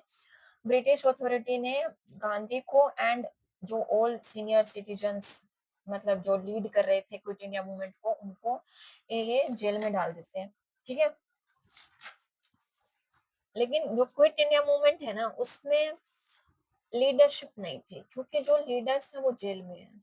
तो यहाँ पे लैक ऑफ सेंट्रल लीडरशिप रही है क्विट इंडिया मूवमेंट में, ठीक है। लेकिन जो क्विट इंडिया मूवमेंट है वो पूरे इंडिया में फैला है, पूरे इंडिया में स्प्रेड हुआ है, ठीक है। और यहाँ पे क्विट इंडिया मूवमेंट में जो पैरेलल गवर्नमेंट है वो बननी स्टार्ट हो गई, जैसे बालिया में, सतारा में पैरेलल गवर्नमेंट जो है बनी, स्ट्राइक्स हुई, ठीक है। और यंगर एक्टिविस्ट जो है वो उभर के आए क्विट इंडिया मूवमेंट में। यंगर एक्टिविस्ट जैसे कि अरुण असफ अली, ठीक है, जयप्रकाश नारायण, राम मनोहर लोहिया, ये तीन जो है क्विट इंडिया मूवमेंट के अंडरग्राउंड एक्टिविस्ट थे कि जो अगर बाहर जाओगे तो पकड़ के जेल में डाल देंगे। तो ये छुप छुप के गुरिल्ला वॉर कर रहे थे। कौन कौन? अरुण असफ अली, ठीक है, जयप्रकाश नारायण, राम मनोहर लोहिया, ठीक है। और साथ में क्विट इंडिया मूवमेंट में पीजेंट का पार्टिसिपेशन भी बढ़ रहा है, ठीक है, किसान भी बढ़ चढ़ के भाग ले रहे हैं क्विट इंडिया मूवमेंट में। और जो रेडियो से जो नेशनलिज्म की भावना फैलाने का काम है वो उषा मेहता ने किया, ठीक है। तो क्विट इंडिया मूवमेंट एक तरह से ऐसा मूवमेंट था जहाँ पे सब लोग अपना कंट्रीब्यूशन दे रहे हैं कैसे ना कैसे, छुप के या सामने आके, ठीक है। तो क्विट इंडिया मूवमेंट ने बहुत इंपॉर्टेंट रोल प्ले किया। डू और डाई का स्लोगन क्विट इंडिया मूवमेंट में ही था, ठीक है। तो तीन मेजर जो मूवमेंट है, नॉन कॉपरेशन मूवमेंट 1920 में, सिविल डिसोबीडियंस मूवमेंट 1930 में, और ये क्विट इंडिया मूवमेंट 1942 में, ठीक है। अब इसके बाद इंडियन नेशनल आर्मी का रोल आ जाता है, ठीक है। इंडियन नेशनल आर्मी, देखो सबसे पहले ये मोहन सिंह ने और रास बिहारी बोस ने ये इंडियन नेशनल आर्मी की फॉर्मेशन करते हैं सिंगापुर में, ठीक है। कौन? मोहन सिंह और रास बिहारी बोस, ये दोनों मिलकर सिंगापुर में इंडियन नेशनल आर्मी की एस्टेब्लिशमेंट करते हैं। और बाद में जो सुभाष चंद्र बोस है इसको जो है रीऑर्गेनाइज करते हैं आर्मी को, ठीक है। और जो इंडियन नेशनल आर्मी है उसके अंदर जो ब्रिगेड्स हैं उनको लीडर्स के नाम दिए गए, ठीक है। जैसे अलग अलग यूनिट्स होती है ना, रेजिमेंट, तो यहाँ पे गांधी, झांसी की रानी, नेहरू, आजाद, ठीक है, ये रेजिमेंट नाम दिए गए। और इसका एक इंसिडेंट ये है, जो इंडियन नेशनल आर्मी है इसका कोर्ट मार्शल हुआ रेड फोर्ट दिल्ली में। कोर्ट मार्शल होता है कि जो सिपाहीज है, सिपाही है, उनको सजा दे देते हैं, जेल में डाल देना, वो भी बिना किसी वारंट के। ठीक है, तो कोर्ट मार्शल देखो, रेड फोर्ट दिल्ली में हुआ कोर्ट मार्शल। इसमें जो है 3 जो लोग हैं, एक तो नवाज खान, ठीक है, प्रेम सहगल, गुरबख्श ढिल्लों। प्रेम सहगल, गुरबख्श ढिल्लों, नवाज खान, ये 3 नाम इनका जो है कोर्ट मार्शल हुआ। इसके बाद जो लोग हैं वो बहुत भड़क गए। ज्यादातर जो नेवी के, इंडियन आर्मी के ये लोग हैं ना, वो भड़क गए। तो फिर रॉयल इंडियन नेवी म्यूटिनी होती है। म्यूटिनी का मतलब होता है कि लोग मिलके किसी पावर के अगेंस्ट जा रहे हैं, है ना, कि मान नहीं रहे हैं अपनी जो उनके ऊपर पावर, उनकी मानने से इनकार कर दे रहे हैं। तो यहाँ पे जो 20,000 सेलर्स थे, उन्होंने बॉम्बे में रिवोल्ट किया। इसे इंडियन जो नेवी म्यूटिनी है वो बोला गया, रॉयल इंडियन नेवी म्यूटिनी। तो क्विट इंडिया मूवमेंट के बाद इंडियन नेशनल आर्मी का आजाद हिंद फौज जिसे कहते हैं, उसका रोल भी आता है। ठीक है, इसके बाद क्या फिर एक वेवल प्लान, जैसे शिमला कॉन्फ्रेंस में जो है ये प्लान लेके आए थे, शिमला में मीटिंग हुई थी, वेवल प्लान के नाम से ये ब्रिटेन वाले लेके आते हैं, लॉर्ड वेवल 1945 में, 1945 में। ठीक है, लॉर्ड वेवल जो है वेवल प्लान लेके आते हैं, शिमला में बात होती है। इसका क्या था कि ये ब्रिटिश गवर्नमेंट और जो इंडियन लीडर्स हैं उनके बीच में जो भी ये रिवोल्ट वगैरह और जो मतलब टेंशन चल रही है उसको खत्म करना है। ठीक है, तो ये शिमला कॉन्फ्रेंस पे इसको डिस्कस करते हैं वेवल प्लान को, और बोलते हैं कि हम आपको काउंसिल में इंडियन मेंबर्स की जो सीट्स है वो बढ़ा देंगे। ठीक है, लेकिन वॉइस रॉय हमारा ही रहेगा। ठीक है, और हम आपको एक इंटरिम गवर्नमेंट बनाने का राइट देंगे। इंटरिम गवर्नमेंट है कि जब तक आपकी कॉन्स्टिट्यूएंट असेंबली और अच्छे से इलेक्शन होके गवर्नमेंट नहीं बन जाती, तब तक आप बीच में एक टेम्परेरी गवर्नमेंट बना सकते हो, इंटरिम गवर्नमेंट। जैसे इंटरिम बजट होता है ना, वैसे इंटरिम गवर्नमेंट। और जो वीटो पावर है वो तो गवर्नर के पास रहेगी। मतलब बहुत मेजर चीज ये अपने पास रख रहे हैं। और लेकिन जो मतलब वेवल प्लान भी फेल हो गया, अगस्त ऑफर फेल हुआ है, क्रिप्स मिशन फेल हुआ है। ठीक है, तो वेवल प्लान जो प्लान है वो भी फेल हो गया। अब इसके बाद कैबिनेट मिशन आता है। भाई कितने मिशन लेके आ रहे हैं ये, और सारे फेल हो जा रहे हैं। कैबिनेट मिशन आ रहा है अब 1948 में। ठीक है, सॉरी 1947 में तो हम आजादी हो गए थे, 1948 में कैसे आ सकते हैं। 1946 में जो कैबिनेट 1946 में कैबिनेट मिशन आता है, ये ब्रिटेन के जो पीएम थे क्लेमेंट एटली। ठीक है, क्लेमेंट एटली ये जो ब्रिटेन से पावर इंडिया को ट्रांसफर करने के लिए कैबिनेट मिशन लेके आते हैं, क्लेमेंट एटली कैबिनेट मिशन। ठीक है, और कैबिनेट मिशन में क्या था, जो इंडिया में मुस्लिम लीग पाकिस्तान की डिमांड कर रही थी कि हमें पाकिस्तान अलग करके दो, तो कैबिनेट मिशन ने इसको मानने से मना कर दिया। कैबिनेट मिशन का एक तो यही पॉइंट था, प्रोविजन ये था कि हम सेपरेट पाकिस्तान नहीं बनाएंगे। ठीक है, एक ही रहेगा इंडिया। तो अब कैबिनेट मिशन को बताओ, ऑल इंडिया मुस्लिम लीग क्यों एक्सेप्ट करेगी? उसे तो अलग पाकिस्तान चाहिए ना, और कैबिनेट मिशन उसे अलग पाकिस्तान दे नहीं रहा है, तो मुस्लिम लीग तो इसे वैसे ही रिजेक्ट कर देगी, है ना। और Indian national Congress cabinet mission को क्यों रिजेक्ट कर देती है? क्योंकि कैबिनेट मिशन में सेंटर के पास ज्यादा पावर रखी गई, फेडरल स्ट्रक्चर तो इन्होंने कंसिडर ही नहीं किया। तो इंडियन नेशनल कांग्रेस बिल्कुल ही कि हमें इतनी सेंटर के पास पावर नहीं चाहिए, थोड़ा फेडरल होना चाहिए स्ट्रक्चर। ठीक है, और देखो क्रिप्स मिशन में 3 लोग थे, कौन कौन थे, इनका नाम आता है क्वेश्चन में, कौन कौन थे? पैथिक लॉरेंस, स्टेफर्ड क्रिप्स और एलेक्जेंडर। 3 ऐसे याद रखो कैबिनेट मिशन में, एलेक्जेंडर, क्रिप्स और लॉरेंस। लॉरेंस, क्रिप्स और एलेक्जेंडर। ठीक है, ये 3 जो है कैबिनेट मिशन के मेंबर थे। कैबिनेट मिशन में तो जो पाकिस्तान का सेपरेशन है वो मना कर दिया। दूसरा प्रोविजन था जो ग्रुपिज्म है वो कर दी। ग्रुप ए, ग्रुप बी और ग्रुप सी में डिवाइड कर दिया इंडिया को। ग्रुप ए में जो हिंदू मेजोरिटी स्टेट्स हैं उनको रखा गया, और ग्रुप बी में जो मुस्लिम मेजोरिटी स्टेट्स है उनको रखा गया, और ग्रुप सी में जो मुस्लिम मेजोरिटी है नॉर्थ ईस्ट में उनको रखा गया। ठीक है, हिंदू मेजोरिटी में ग्रुप ए में कौन कौन सी, जैसे कि मद्रास, ठीक है, बॉम्बे, यूपी, बिहार, ओडिशा। और ग्रुप बी में जहाँ पे मुस्लिम मेजोरिटी है, ये तो पंजाब, सिंध, है ना, और नॉर्थ वेस्ट फ्रंटियर प्रोविजन। और ग्रुप सी में जहाँ पे नॉर्थ ईस्ट में मुस्लिम मेजोरिटी है, जैसे मिजो, ठीक है, मिजोरम। तो और ये थे 2 प्रोविजन कैबिनेट मिशन के। तीसरा प्रोविजन था हम तुम्हें कॉन्स्टिट्यूएंट असेंबली दे देंगे। तुम बना लेना अपनी गवर्नमेंट, हम तुम्हें कॉन्स्टिट्यूएंट असेंबली बना के दे देंगे, ठीक है? जहाँ पे आपको प्रोविंशियल असेंबलीज़ और जो प्रिंसली स्टेट्स है ना, उनसे रिप्रेजेंटेशन मिल जाएगा। लेकिन ये फेल हो गया, ना तो इंडियन नेशनल कांग्रेस मानी, ना ही मुस्लिम लीग माना, कैबिनेट मिशन भी फेल हो गया। अब इतना सब कुछ फेल हो रहा है और जो मुस्लिम लीग है, वो डिमांड कर रही है सेपरेट पाकिस्तान की। तो क्या वो टिक के बैठेगी? नहीं बैठेगी। तो वो डायरेक्ट एक्शन डे डिक्लेयर कर देती है ना? कि डायरेक्ट एक्शन डे 16 अगस्त 1940 को डायरेक्ट एक्शन डे डिक्लेयर कर देती है मुस्लिम लीग। ठीक है, इस दिन क्या है, ये डायरेक्ट एक्शन डे 16 अगस्त 1940 को मोहम्मद अली जिन्ना जो है वो कॉल करते हैं, डिक्लेयर करते हैं और सेपरेट पाकिस्तान की डिमांड करते हैं। इसमें जो है बहुत वायलेंस होती है इस दिन, ठीक है? जिन्ना ने कहा कि जो मुस्लिम लीग है वो किसी भी कॉन्स्टिट्यूशनल मेथड को फॉलो नहीं करेगी। हमें सिर्फ अलग पाकिस्तान चाहिए। हम कोई एथिक्स, कोई सही रास्ता कुछ नहीं देखेंगे, कोई कॉन्स्टिट्यूशनल मेथड फॉलो नहीं करेंगे। हमें सिर्फ और सिर्फ अलग पाकिस्तान चाहिए, ठीक है? क्योंकि कैबिनेट मिशन भी फेल हो चुका है, ठीक है? तो कलकत्ता में जहाँ पे मुस्लिम और हिंदू का ज़्यादा वो मतलब इंटरेक्शन था, वहाँ पे रायोट्स होते हैं, ठीक है? और 4 से 5,000 लोग मारे जाते हैं, ठीक है? तो डायरेक्ट एक्शन डे 16 अगस्त, ठीक है?